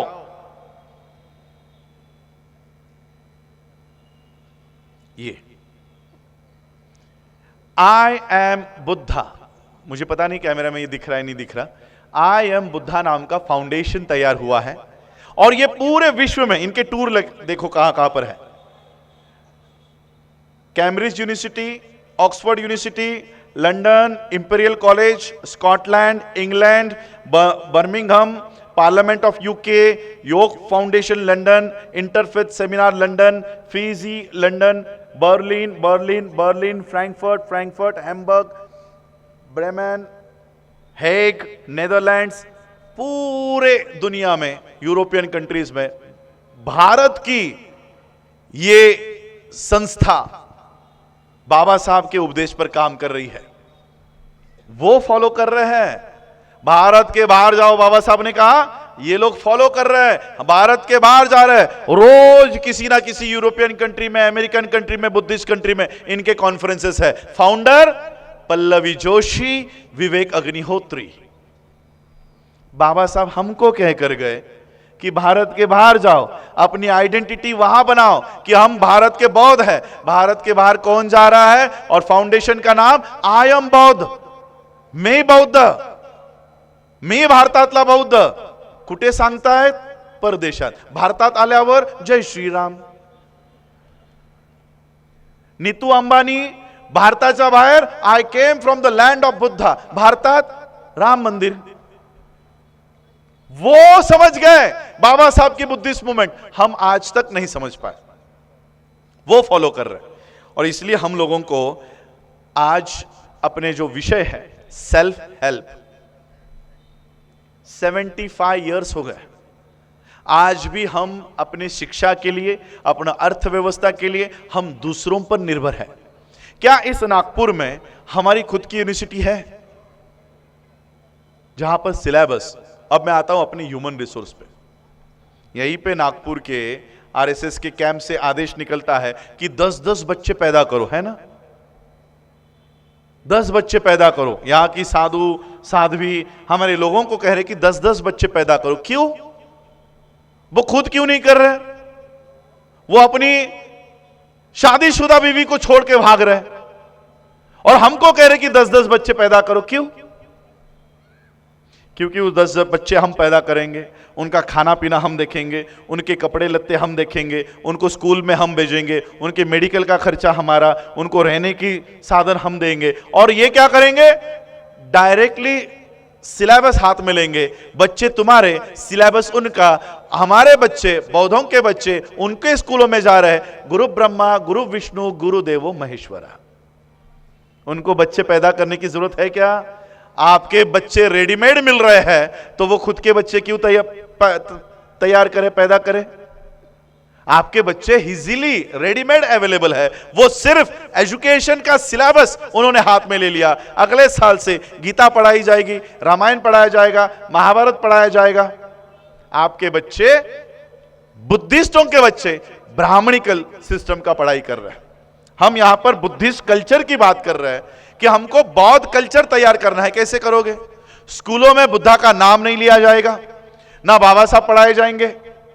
घर में आने के बाद हमारे बच्चे, आप भी सोचोगे अरे स्कूल में 6 घंटा 7 घंटा पढ़ के आया है, थोड़ा टीवी देख ले. तो टीवी ऑन करते ही बाल गणेश, छोटा भीम, छोटा कृष्णा. वहां से भी ब्राह्मणिकल कल्चर तुम्हारे ही बच्चों के दिमाग में घुसाया जाएगा. रिसोर्स हमारा, ह्यूमन रिसोर्स, मानव संसाधन हमारा पढ़ क्या रहा है? Brahmanical culture. इसका दोषी कौन है? टीवी, स्कूल, सिलेबस या हम? 75 years of independence, 74 years of constitution, और आज तक हम एक यूनिवर्सिटी बना नहीं पाए. एक खुद की बुद्धिस्ट यूनिवर्सिटी जहां पर हमारे बच्चे जो काम बाबा साहब खुद करके गए. दीक्षा कब ली? 1956. पीपल्स एजुकेशन सोसाइटी, आनंद भवन, बुद्ध भवन, मिलिंद कॉलेज कभी बनाई पता है? Year of foundation 1946. ये जो नाम है सिद्धार्थ, सिद्धार्थ कॉलेज, आनंद भवन, बुद्ध भवन, मिलिंद कॉलेज, ये किस संस्कृति के नाम है? ब्राह्मण संस्कृति के या बुद्धिस्ट संस्कृति के? बुद्धिस्ट संस्कृति के. 1946 में क्या बाबा साहब बुद्धिस्ट थे? नहीं थे. लेकिन बौद्ध धर्म अपनाने से भी 10 साल पहले बाबा साहब बौद्धों की स्वतंत्र एजुकेशन सिस्टम, स्वतंत्र शैक्षणिक व्यवस्था खड़ी कर रहे. क्यों? 10 साल बाद अगर मैं लोगों को बौद्ध बनाने के लिए प्रेरित करूं तो मेरा एक भी बच्चा ब्राह्मणी स्कूलों में जाकर गुरु ब्रह्मा, गुरु विष्णु की शिक्षा नहीं ले. वो अपने खुद के स्कूल और कॉलेज में आए और बुद्धा के, बुद्धिस्ट कल्चर की शिक्षा प्राप्त करे. 10 साल पहले ही बाबा साहब ये काम करके जा रहे हैं, हम 75 साल हो गए तब भी नहीं कर रहे, तब भी नहीं कर रहे। हमारे बच्चे आज दूसरों के झंडे लेकर दूसरों की पार्टियां बढ़ाने का काम कर रहे हैं। एक ये जो ह्यूमन ड्रेन चल रहा है, गळती म्हणतो ना आपण, गळती, ही गळती सुरू आहे समाजाला। मुलांना आम्ही तयार केलंय, वाढवलंय आम्ही, आता त्यांच्या हातात धागे दोरे, पायात धागे दोरे बांधून त्यांनी त्या ब्राह्मणी व्यवस्थेचं गुलाम आमच्या मुलांना करून टाकलेलं आहे। आणि म्हणून ही बुद्धिस्ट कल्चर,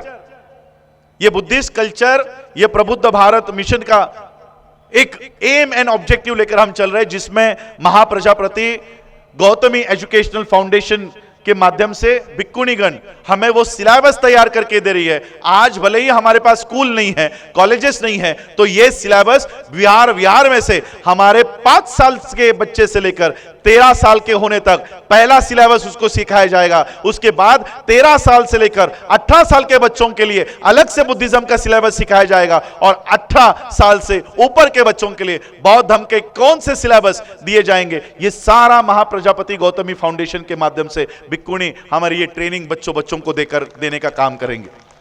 उसी के साथ साथ इसी नागपुर के जिले में हमें 60 एकड़ जमीन प्राप्त हुई है। 60 एकड़ जमीन ग्राम पंचायत ने वो दी है, और उस पर हम वर्ल्ड बुद्धिस्ट यूनिवर्सिटी का हम लोग वो कॉन्सेप्ट लेकर चल रहे हैं। आने वाले समय में पता है यूनिवर्सिटी बनाने का खर्चा कितना है? यूजीसी एआईसीटीई का ऑफिशियल डिपॉजिट, फिक्स डिपॉजिट दिखाना है 10 करोड़। जब उस जमीन पर हम गए, राहुल जी से हमने वो सारा कॉस्टिंग निकाला, 17 बिल्डिंग्स का वो यूनिवर्सिटी कैंपस होगा, उसका खर्चा कितना है पता है? 700 करोड़। 700 करोड़ का बजट मिला। इन्फ्लेशन रेट और बढ़ता गया तो वो और बढ़ता जाएगा। हमारे लोगों ने जब सुना तो उन्होंने कहा सर ये पॉसिबल नहीं है, हमारी यूनिवर्सिटी कभी नहीं बन सकती। मतलब क्यों नहीं बन सकती? 700 करोड़ कैसे आएंगे हमारे पास? मतलब क्यों नहीं आएंगे? उसी समय ये लॉकडाउन के बाद से हम जब बाहर निकलना शुरू हुए, तब मैं ये सारे दौरे कर रहा था। और उस लॉकडाउन में आपको याद होगा कि मार्च महीने के एंडिंग में पूरे देश भर में, पूरे वर्ल्ड में लॉकडाउन लग गया था, और उसी 14-15 दिन के गैप में बाबा साहब अंबेडकर जी की जयंती आ रही थी। क्या उस साल की जयंती हम मना पाए थे? 2020 की जयंती मनाए थे? साधारण पद्धति से एक फूल, एक मोमबत्ती लगाकर हमने बाबा साहब की जयंती मनाई। उसी समय मेरी पीएचडी का अभ्यासक्रम मैं पूरा कर रहा था, और फाइनेंस में मेरी पीएचडी का विषय होने की वजह से मैं इकोनॉमिक टाइम्स डेली पढ़ रहा था ऑनलाइन। 16 अप्रैल का एडिशन जब मैं पढ़ रहा था, ऑनलाइन एडिशन, तीसरे चौथे पन्ने पर मुझे जयंती की खबर पढ़ने मिली इकोनॉमिक टाइम्स में। इकोनॉमिक टाइम्स को सोशल न्यूज छापने की कोई जरूरत नहीं थी, लेकिन फिर भी उसने बाबा साहब की जयंती की खबर छापी। मैंने सोचा अरे बाबा साहब की खबर इकोनॉमिक टाइम्स में है, इसको पढ़ना चाहिए। इसलिए जब मैंने उसको क्लिक किया तब वो सारी खबर मेरे आंखों के सामने आई। ब्राह्मणों का पेपर है इकोनॉमिक टाइम्स, वो ब्राह्मण दुखी होकर लिख रहा था, कोरोना की वजह से बाबा साहब की जयंती नहीं हुई। बोला इसको क्यों दुख हो रहा है, जरा पढ़े पूरा। उसका दुख अंदर था कि बाबा साहब की जयंती न होने की वजह से भारतीय अर्थव्यवस्था को, मैं तो अभी ये भारतीय अर्थव्यवस्था बोलता भी नहीं हूं, ये ब्राह्मणी अर्थव्यवस्था है। उसका कहना था कि बाबा साहब की जयंती न होने की वजह से ब्राह्मणी अर्थव्यवस्था को 2100 करोड़ रुपए का लॉस हो गया। अब जयंती अपने आंखों के सामने लाओ, पिछले साल की, ये साल पिछले साल की, डीजे, पटाखे, मिठाई, नए कपड़े, गाड़ी, पेंटिंग्स, और पता नहीं क्या क्या खर्चा हम करते हैं, सोना लेते हैं, पता नहीं और क्या क्या करते हैं। आधा खर्चा तो दारू पे जाता है ना। इतना सारा जब आप खर्चा करते हो तो इंडियन इकोनॉमी को आप पैसे देते हो। अब ये कार्यक्रम जो हमने किया है, ये लाइट लाई है, ये स्टेज लगाया है, ये चेयर्स लाई है, तो इंडियन इकोनॉमी को आपने पैसा दिया ना, भारतीय अर्थव्यवस्था को पैसे दिए, तब जाकर यह कार्यक्रम हो पाया। तो बाबा साहब के जयंती पर हम भारतीय अर्थव्यवस्था को कितना रुपए दे रहे हैं? 2100 करोड़। कितने दिन का खर्चा है ये? एक दिन का। अब मेरा सवाल आपसे यह है कि जो समाज एक दिन में बाबा साहब अंबेडकर जी के जयंती पर उनको अभिवादन करने के लिए 2100 करोड़ रुपया खर्च कर सकता है, क्या वो अपनी यूनिवर्सिटी खुद के पैसों से खड़ी नहीं कर सकता? 10 करोड़ रुपए देने हैं, और अगर 700 करोड़ का भी बजट बनाया जाए तो 7 मल्टीप्लाइड बाय 321 होता है। एक रात में 3 विशाल वर्ल्ड बुद्धिस्ट यूनिवर्सिटी आपकी खड़ी हो सकती है, जो कैम्ब्रिज, ऑक्सफोर्ड और अनेक यूनिवर्सिटी से टाई अप हो। ऐसी 3 यूनिवर्सिटी एक रात में खड़ी कर सकते हो। बुद्धिस्ट कल्चर का काम हम इसी एजुकेशन सिस्टम को हाथ में लेकर करना चाहते हैं। आज वो हमारे बच्चे गुरु ब्रह्मा गुरु विष्णु सिखाकर ब्राह्मणी कल्चर को ढोने के लिए तैयार कर रहे हैं। हम इस देश में ऐसी यूनिवर्सिटी, ऐसी एजुकेशन सिस्टम का निर्माण करने के लिए काम कर रहे हैं जहां पर ब्राह्मणों के भी बच्चों को हम पढ़ाने का काम करेंगे, लेकिन शुरुआत बुद्धम शरणम गच्छामि से करेंगे। इस देश में मोदी और गांधी का कोई झगड़ा नहीं है। नरेंद्र मोदी, राहुल गांधी में आपस में कोई झगड़ा नहीं चल रहा। कांग्रेस का, बीजेपी का आपस में कोई झगड़ा नहीं है, कोई लड़ाई नहीं है, कोई आपस में मतभेद दोनों के नहीं है। इस देश का सिर्फ एक ही झगड़ा है, और वो झगड़ा खुद बाबा साहब अंबेडकर जी ने हमें समझा कर गए हैं। बाबा साहब कहते हैं, history of India is nothing but moral conflict between Buddhism and Brahmanism. Bharat का इतिहास दूसरा तीसरा कुछ नहीं है, केवल बौद्धम और ब्राह्मणी धर्म में संघर्ष है। यही भारत का मूल झगड़ा है। इस झगड़े से ध्यान अटकाने के लिए मोदी और गांधी का झगड़ा दिखाया जाता है, इस झगड़े से ध्यान हटकाने के लिए। और इसलिए हमें अपनी मूल लड़ाई के लिए उतरना होगा। अगर वो हमारे बच्चे अपने एजुकेशन सिस्टम को हाथ में लेकर, हमारे बच्चे ब्राह्मणिकल सिस्टम में लेकर जा रहे हैं, तो हमें वहां पर रोक लगाकर हमें बुद्धिस्ट एजुकेशन सिस्टम इस देश में खड़ी करनी होगी, और उसके लिए हम वो काम कर रहे हैं। अब पैसे कहां से आए? हमारे पास तो पैसे ही नहीं है। आपको पता है इस देश में अंबानी किसके पैसों पे काम करता है? अडानी किसके पैसों पे काम करता है? जितने भी ये जो 7 परिवार देश को चला रहे हैं, ये किन के पैसों पर? ये सारे, ये जो रोड्स है, ये जो मेट्रोज है, आपके यहां पर भी मेट्रो खड़ी हो गई है, ये किन के पैसों से खड़ी हुई है? अंबानी ने, अडानी ने एक भी रुपया खुद के जेब से नहीं लगाया, एक भी पैसा नहीं लगा। तो ये पैसे लगाता किसके जेब से? मैं उससे भी पहले आपको एक बात और बताना चाहता हूं। 1923 बाबा साहब अंबेडकर जी ने उनका प्रॉब्लम ऑफ रूपी, ये ग्रंथ, ये उनका थीसिस उनका रेडी हुआ, वो एक्सेप्ट हुआ, और उनके रिकमेंडेशंस पर, उन्होंने जो रिकमेंडेशंस उस ग्रंथ में दिए थे, उनके थीसिस में दिए थे, वो उस समय के गवर्नमेंट ने एक्सेप्ट किए, और बाबा साहब के रिकमेंडेशंस के ऊपर रिजर्व बैंक ऑफ इंडिया का निर्माण हुआ, जिस वजह से पूरी भारत की बैंकिंग सिस्टम ये बाबा साहब अंबेडकर जी के प्रॉब्लम ऑफ रूपी पर खड़ी हुई।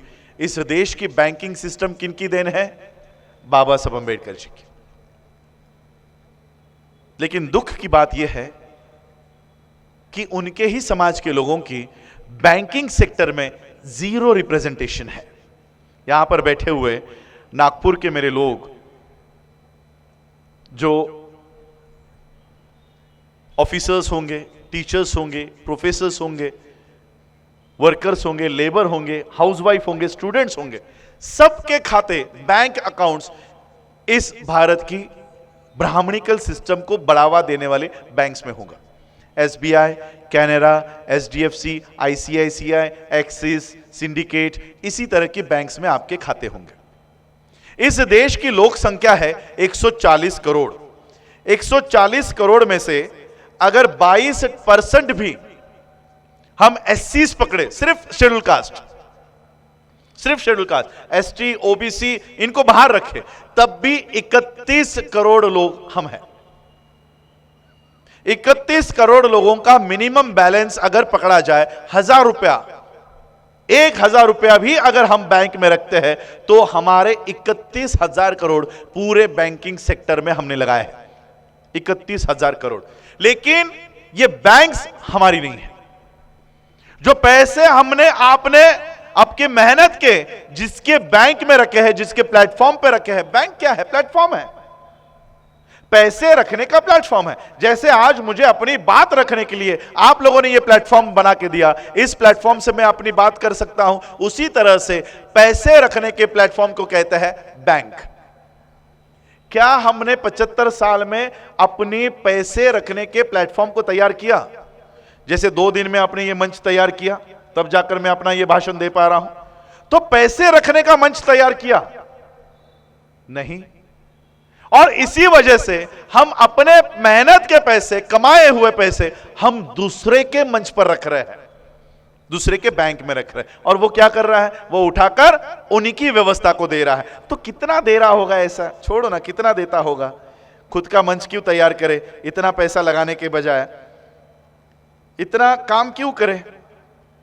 मैं सिर्फ एक वर्ड टाइप करता हूं, एक बैंक का, बाकी बैंक्स तो छोड़ दो। ऐसा कितना लेता होगा अंबानी, अडानी? छोड़ो ना।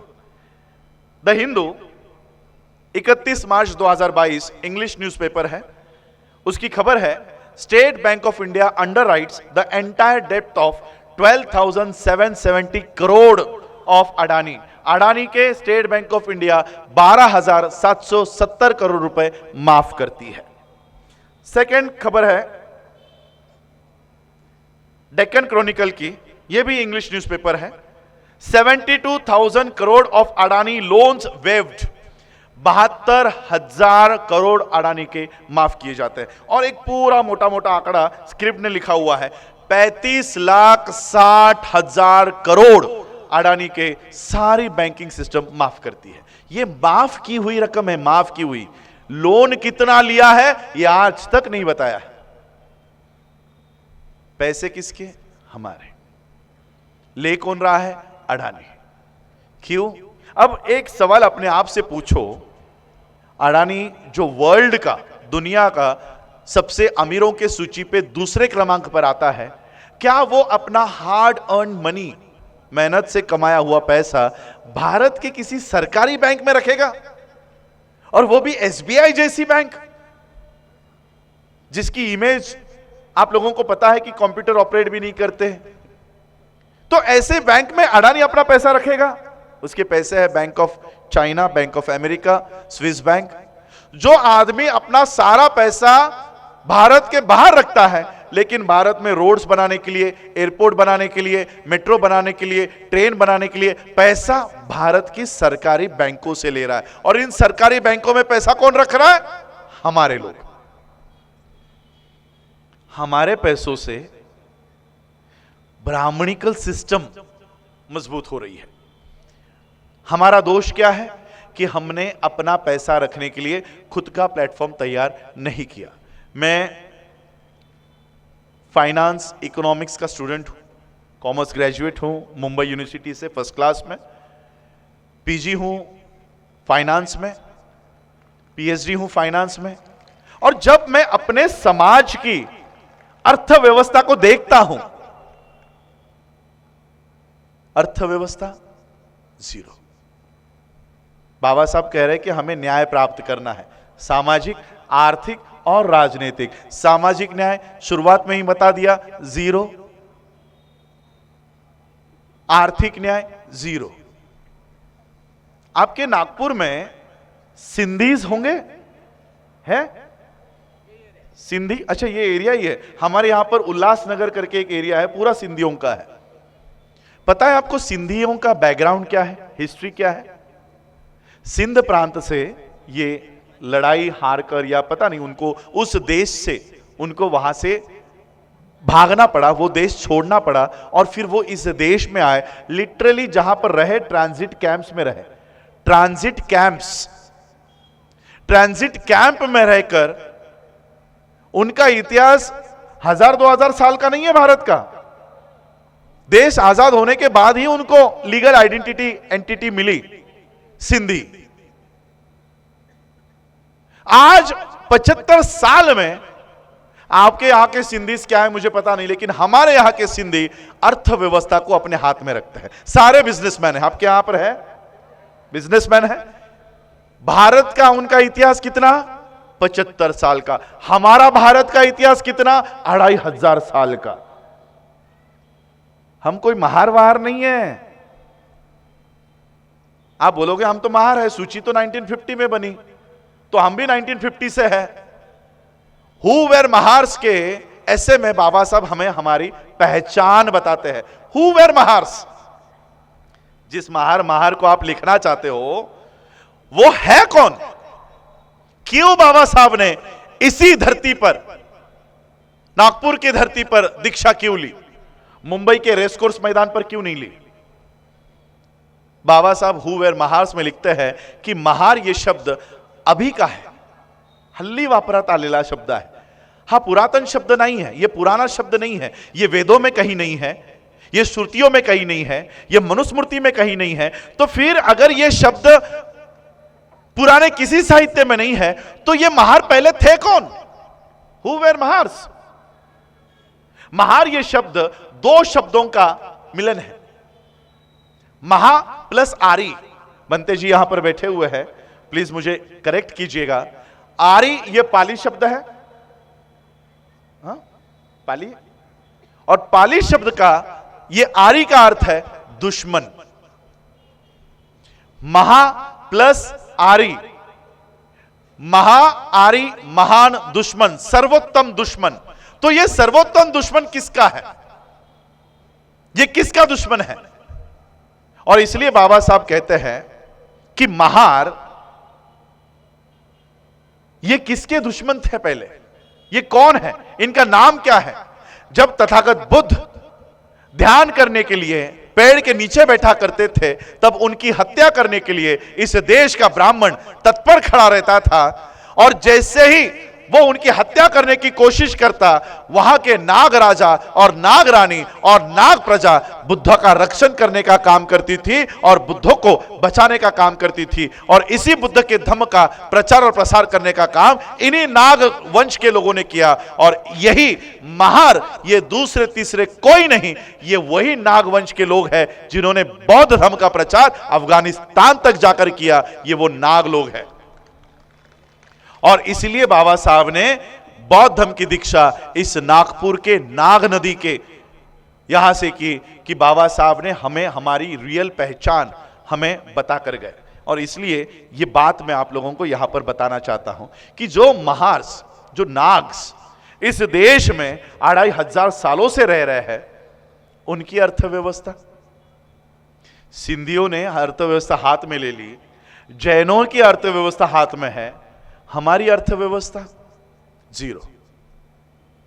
अर्थव्यवस्था तो छोड़ो, जो पैसा हमने कमाया है वो कमाया हुआ पैसा रखने के लिए भी हमने अपने साधन तैयार नहीं किए।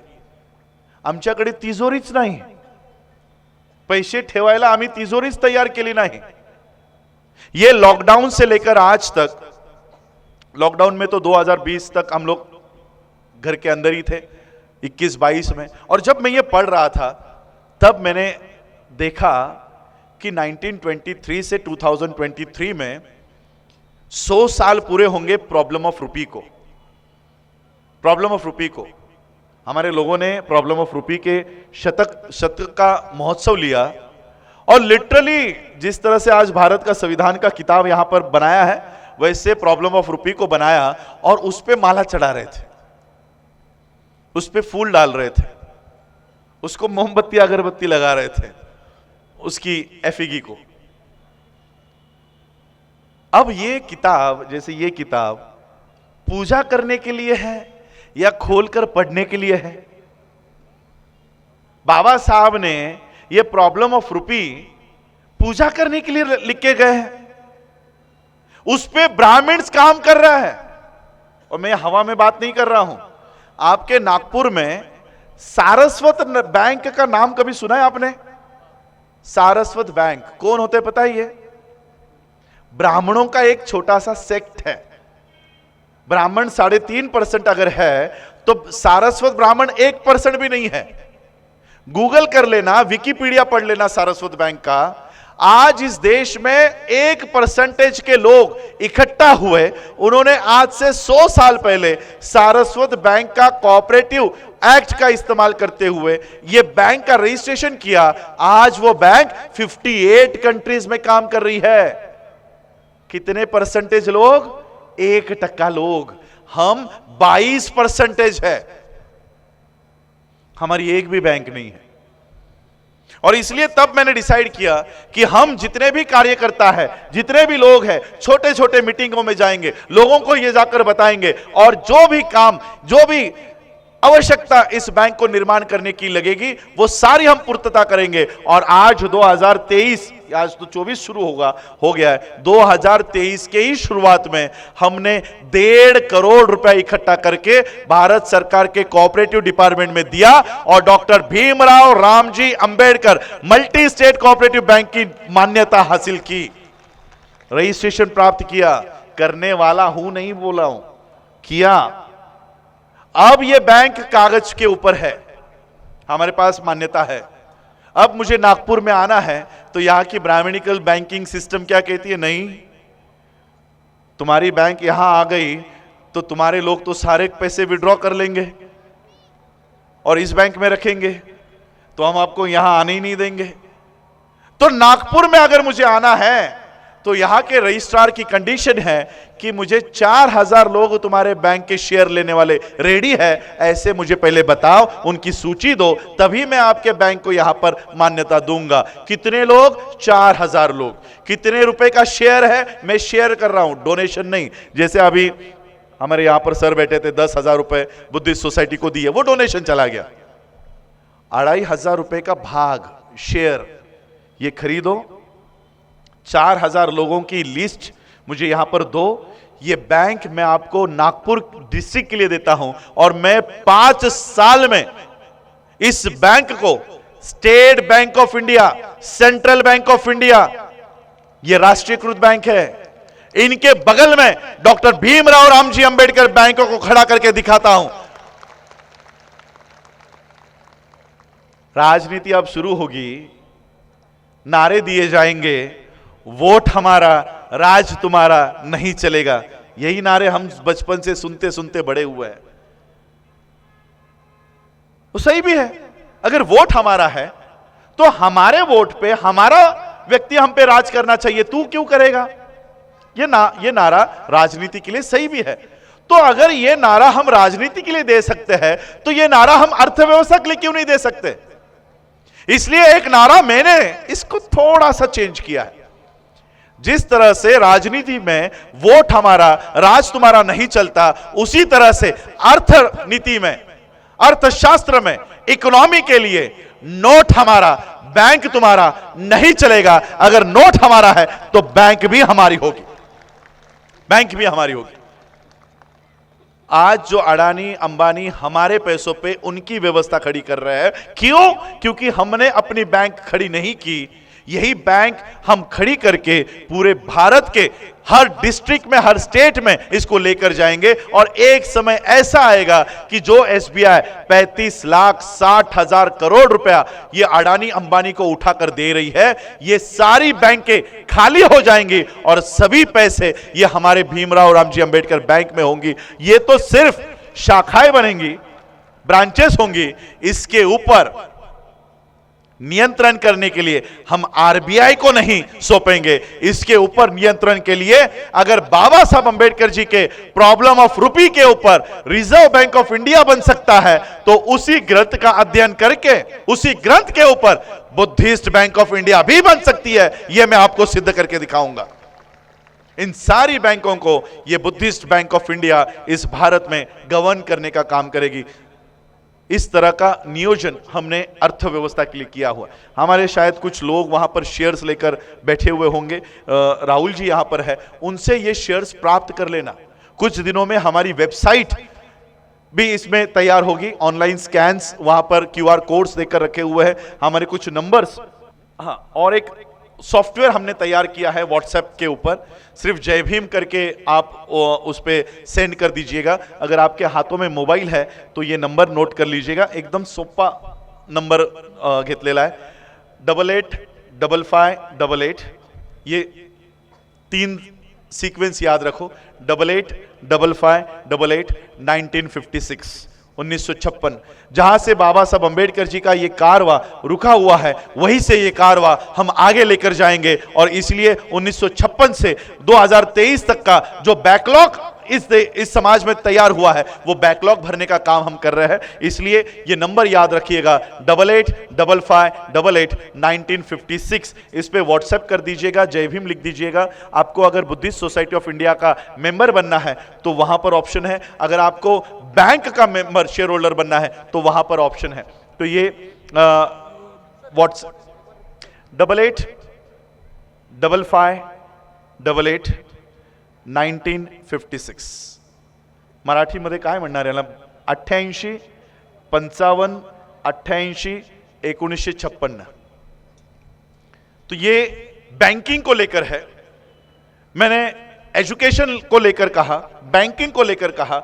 हम बौद्धों को, मैंने जो शुरुआत में शेरनी की कहानी सुनाई, हम ये जो मेरा शेर जैसा समाज है, इसको अपने पैरों पे खड़ा करने की कोशिश कर रहे हैं, अपने आप की सेल्फ हेल्प करने की कोशिश कर रहे हैं। क्योंकि समस्या अगर हमारी है तो वो समाधान मोदी नहीं देगा, अगर समस्या हमारी है तो समाधान भी हमें ही देना होगा। इसलिए हम अपनी व्यवस्था खुद खड़ी करने की ये योजना कर रहे हैं। अगर बौद्धों की एजुकेशन सिस्टम बौद्धों के हाथ में हो तो वहां पर गुरु ब्रह्मा गुरु विष्णु कभी सिखाया नहीं जाएगा।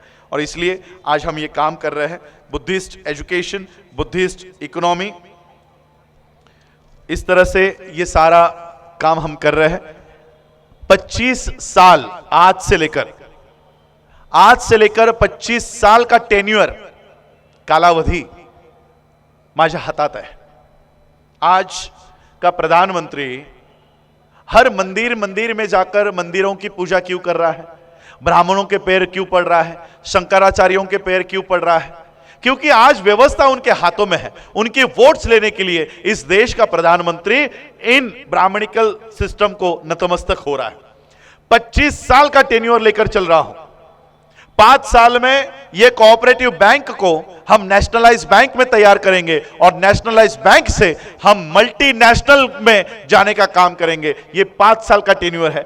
5 साल में हम बुद्धिस्ट यूनिवर्सिटी का निर्माण करके हमारी बौद्धों की खुद की स्वतंत्र शैक्षणिक व्यवस्था खड़ी करेंगे। और इन्हीं 5 सालों में हम अपना खुद का मीडिया, भारत का मीडिया हम हाथ में लेंगे। इस तरह से ये पूरे सिस्टम को तैयार करने का काम कर रहे हैं। 25 साल का टेन्योर लेकर चल रहा हूं।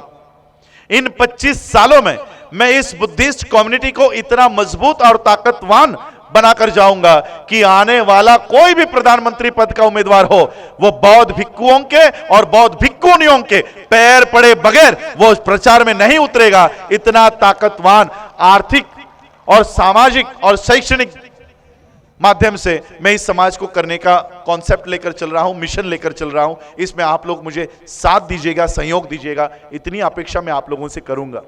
बाबा साहब अंबेडकर जी के परिवार का एक सदस्य होने के नाते इतनी आशा तो मैं आप लोगों से, इतनी उम्मीद तो मैं आप लोगों से कर ही सकता हूं। बाबा साहब अंबेडकर जी के महापरिनिर्वाण के बाद, क्योंकि जैसे मैंने आपको बताया कि मैं बाबा साहब के ही विषय पर पीएचडी कर रहा था, तो बाबा साहब के कई सारे डॉक्यूमेंट्स में जांच रहा था। ऐसे इसमें मुझे बाबा साहब अंबेडकर जी के बैंक अकाउंट का डिटेल मिला। उस समय लंदन की एक बैंक भारत में हुआ करती थी, ग्रीनलेट्स नाम की।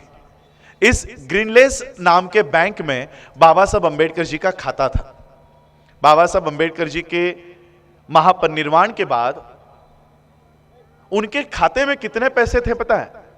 15,000 रुपए, 234 रुपीज एंड 27 पैसे, 15,234.27। किनके अकाउंट में पता है? जो भारत के देश के संविधान निर्माता है, जो लेबर मिनिस्टर रह चुके थे, जो कानून मिनिस्टर रह चुके थे, 4 खातों के मंत्री रह चुके बाबा साहब, उनके खाते में पैसे कितने थे? 15,000 रुपए। ऊपर के 200-250 रुपए छोड़ देता हूं, 15,000 रुपए। तो बाबा साहब के पूरे जीवन भर की कमाई क्या थी? 15,000 रुपए। आज कोई अगर सरपंच भी बन जाता है, तब भी एक ही टेन्योर में वो इतनी जमीनें, इतने प्रोजेक्ट्स, इतने उपक्रम ले लेता है अपने ही घर में कि 7 पीढ़ियों तक उसको कमाने की जरूरत ना पड़े। एमएलए, एमपी, मिनिस्टर्स की अलग बात है। बाबा साहब 4 खाते के मिनिस्टर होने के बावजूद भी सिर्फ 15,000 रुपए उनके खाते में। तो बाबा साहब की संपत्ति कहां गई? बाबा साहब की प्रॉपर्टी कहां गई? आज मैं बाबा साहब की प्रॉपर्टी आप लोगों के सामने रखता हूं कि बाबा साहब की प्रॉपर्टी कहां है। ये मंच पर बैठे हुए जो लोग देख रहे हो आप, इन लोगों में, आप लोगों में कुछ लोग आईएएस होंगे, कुछ आईपीएस होंगे, कुछ डॉक्टर होंगे, कुछ इंजीनियर होंगे, कुछ प्रोफेसर होंगे, कुछ लॉयर होंगे, कुछ एडवोकेट होंगे, कोई 10वीं पास हुआ होगा, कोई 12वीं पास होगा। यह है बाबा साहब की असली कमाई, यह कमाया है बाबा साहब अंबेडकर जी ने। और इसलिए मुझे बाबा साहब की प्रॉपर्टी से हिस्सा नहीं चाहिए।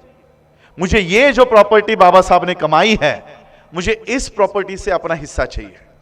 अगर समय दे सकते हो तो मुझे समय दीजिए। बाबा साहब की इस संस्था को बढ़ाने के लिए मुझे आज यूथ की जरूरत है, युवाओं की जरूरत है।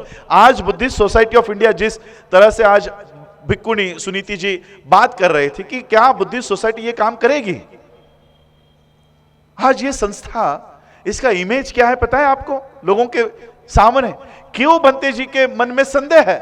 क्योंकि यह संस्था सिर्फ शादियां लगाने तक सीमित रह गई है। भारतीय बौद्ध महासभा ये नाम बोलते ही क्या सामने आता है?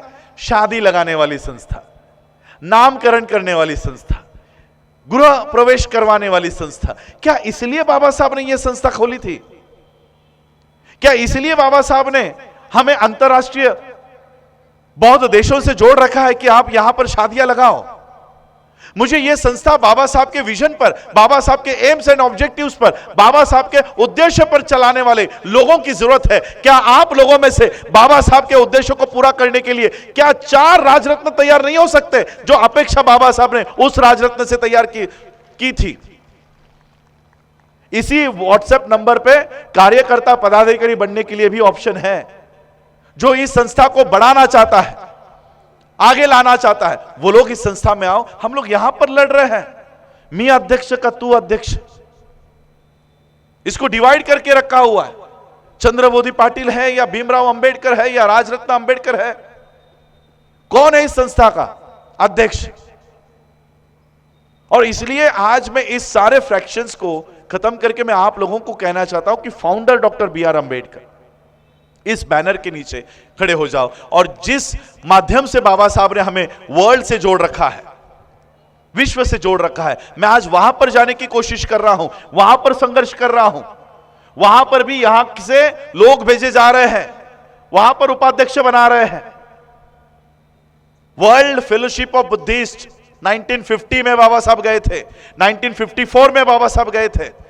और भारत में बुद्धिस्ट मूवमेंट कैसी रिवाइव करनी है, यह पूरा मेमोरेंडम बाबा साहब वहां देकर आए हैं। आज ये संस्था वर्ल्ड फेलोशिप ऑफ बुद्धिस्ट 128 देशों की संस्था है। 128 देश इस वर्ल्ड फेलोशिप ऑफ बुद्धिस्ट से जुड़े हुए हैं। इसका मेंबरशिप तक हमारा चला गया था। 2018 में जाकर मैंने हेडक्वार्टर में जाकर इसका मेंबरशिप रिन्यू करवाया और आज हम उनके मेंबर हैं। और केवल मेंबर ही नहीं है, उस वर्ल्ड फेलोशिप ऑफ बुद्धिस्ट का स्टैंडिंग कमेटी सेक्रेटरी के पोस्ट पर आज मैं काम कर रहा हूं। मैं आपके बीच बैठे हुए उन युवाओं से अपील करना चाहता हूं, किसी की राजनीतिक पार्टियों को चमकाने के लिए उनके राजनीतिक झंडे अपने कंधे पे मत लीजिएगा। जो झंडा आप ले रहे हो कंधों पर, वो कुछ राज्यों के बाहर नहीं है। कांग्रेस 4-5 राज्यों के बाहर नहीं है, बीजेपी 10-12 राज्यों के बाहर नहीं है, शिवसेना महाराष्ट्र के बाहर नहीं है, मनसे तालुका के बाहर नहीं है, राष्ट्रवादी के 4-5 2-3 झंडे हो गए, महाराष्ट्र के बाहर नहीं है। ऐसे 1, 2, 4, 5 राज्यों में सीमित झंडे अपने कंधों पर लेने के बजाय धम्मध्वज 135 देशों पर लहराता है। यह धम्मध्वज अपने कंधों पर लो और बाबा साहब की बुद्धिस्ट मूवमेंट को बढ़ाने के लिए अपना योगदान दो, अपना समय दो। आज मुझे अभिमान है मेरे इन सभी कार्यकर्ताओं पर, आकाश पर, विजय पर, अपनी नौकरियां करके, अपने काम करके वो आज ये सारा काम, बुद्धिस्ट सोसाइटी ऑफ इंडिया का काम, बिना किसी 1 रुपए के अपेक्षा में ये सारा काम कर रहे हैं, बिना किसी 1 रुपए के अपेक्षा में। और जिन लोगों को ये सब कुछ मिल चुका है वो कंफर्ट जोन में जा चुके हैं। संविधान है ना, कर लेंगे। आज किसानों के ऊपर बारी आई तो किसान सब घर छोड़कर दिल्ली के लिए कूच कर रहे हैं। उनके ऊपर एक कानून बन रहा है तो हमारे ऊपर रोज कानून बन रहा है। हम घर क्या गाड़ी छोड़ने को तैयार नहीं, गाड़ी छोड़ने को तैयार नहीं है। और इसलिए हम लोगों को ये बुद्धिस्ट मूवमेंट अगर खड़ी करनी है तो हम लोगों को साथ और सहयोग की अपेक्षा मैं आप लोगों से करता हूं, क्योंकि जिन कानूनों का इस्तेमाल मैं कर रहा हूं उस कानून का नाम ही है कोऑपरेटिव एक्ट। कानून का नाम ही है कोऑपरेटिव एक्ट।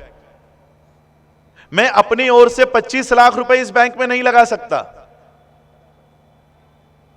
इस नागपुर का रजिस्ट्रार अगर मुझे कहता है कि मुझे 1 करोड़ रुपए अगर आपके शेयर कैपिटल नागपुर से है तो मैं आपको मान्यता दे देता हूं, तो 1 करोड़ रुपए देने के लिए 10 लोग ही तैयार है यहां पर 10-10 लाख रुपए देने के लिए। लेकिन वो कहता है कि नहीं, मुझे 4000 लोग ही चाहिए। यहां पैसा इंपॉर्टेंट नहीं है, साथ इंपॉर्टेंट है। और इसलिए बाबा साहब ने कहा शिक्षित करो, संघर्ष करो और संगठित रहो। यहां पर आपके संगठन का इस्तेमाल किया जाएगा। जब तक आप संगठित रहोगे तब तक आपकी ताकत रहेगी। इसलिए मैं आप लोगों को 4000 लोगों को 2500 रुपया कोई बड़ी रकम नहीं है, कोई बड़ी रकम नहीं। और नागपुर के लोग 10-10 हजार रुपए एक कार्यक्रम में ले देके जा रहे हैं। 2500 रुपया एक को लेना है, और वो भी एडल्ट्स, बच्चों को भी नहीं। इस पूरी 1.5 करोड़ की जो शेयर कैपिटल है इसमें मेरा हिस्सा कितना है पता है? मेरा और मेरे बीवी का 2,500 5,000 रुपया। जो भी इस बैंक की आमदनी होगी, जो भी इस बैंक का प्रॉफिट होगा, नफा होगा, ये मेरे घर में नहीं आपके घरों में जाएगा, आपके बच्चों के नौकरियों में जाएगा, आपके बच्चों के स्कॉलरशिप्स में जाएगा। और इसलिए मैं ये काम कर रहा हूं कि जो शिक्षा मुझे बाबा साहब अंबेडकर जी के त्याग के वजह से, संघर्ष के वजह से मिली, इस शिक्षा का इस्तेमाल मैं किसी ब्राह्मणी व्यवस्था के काम में लाने के बजाय मैं मेरे शिक्षा का इस्तेमाल मेरे समाज के इस्तेमाल में लाऊं। और इसलिए मैं ये सारा आपको शिक्षित करने का काम कर रहा हूं कि ये कानून है, इसका कभी इस्तेमाल करोगे, इन कानूनों का इस्तेमाल करो। ये कानून खत्म होने के कगार पर है, फिर भी हम उन कानूनों को खोल के देख नहीं रहे। और इसलिए इन कानूनों का इस्तेमाल करते हुए हम बौद्धों की स्वतंत्र अर्थव्यवस्था, शैक्षणिक व्यवस्था तैयार कर रहे हैं। इसी और उसी के साथ साथ कल्चरल ट्रेनिंग्स का हम लोग काम कर रहे हैं, और उसी के साथ बुद्धिस्ट माइनॉरिटीज के जो अधिकार है वो भी लोगों तक पहुंचाने का काम कर रहे हैं कि हम लोगों को जो रिजर्वेशन मिल रहा है वो महार के नाम पर मिल रहा है, जाति के नाम पर मिल रहा है। लेकिन आपको पता है बुद्धिस्टों का माइनॉरिटी में भी उनका अपना अलग ही हिस्सा है। वो हिस्सा इस देश में मुस्लिम्स उनका हिस्सा ले रहे हैं, क्रिश्चियंस उनका हिस्सा ले रहे हैं, केवल बुद्धिस्ट अपना हिस्सा नहीं ले रहे। क्योंकि आज तक हम माइनॉरिटी के स्कीम्स को इस्तेमाल में ही नहीं ला रहे। माइनॉरिटी के पीजी तक के स्कॉलरशिप्स आप लोगों के लिए है, और वो भी कॉन्वेंट स्कूल्स में, कॉन्वेंट कॉलेजेस में, जहां पे किसी को प्रवेश नहीं है वहां पर बौद्धों को प्रवेश है। तो केवल अनुसूचित जाति के ही नहीं, बौद्धों के माइनॉरिटी के हक और अधिकार की तरफ भी हम लोगों को वहां बढ़ना है। और मेरी खुद की सुप्रीम कोर्ट में पिटीशन कबूल कर दी गई है कि बौद्ध होने के बाद हम लोगों को अपना आरक्षण मिलते रहना चाहिए। ये 1990 में ये गैजेट नोटिफिकेशन किया गया था और उसी के ऊपर मैंने सुप्रीम कोर्ट में पिटीशन डाली कि बौद्ध होने के बावजूद भी हम लोगों को इस देश में रिजर्वेशन कायम रहेगा, जिसको भारत सरकार, सुप्रीम कोर्ट ने कबूल किया है और भारत सरकार को नोटिस भेजी है। भारत सरकार, नरेंद्र मोदी कटघरे में अपने वकीलों को खड़ा करके समय मांग रहा है। इतनी ताकत बाबा साहब के कॉन्स्टिट्यूशन ने हमको दी है। बुद्धिस्ट खिसे में बाबा साहब के जेब में है, हमने वो खोल के ही नहीं देखे, तो ये खोल कर हम देख रहे हैं और बौद्धों के पास लाने का काम कर रहे हैं। मेरे ख्याल से यही टॉपिक्स सारे कवर है।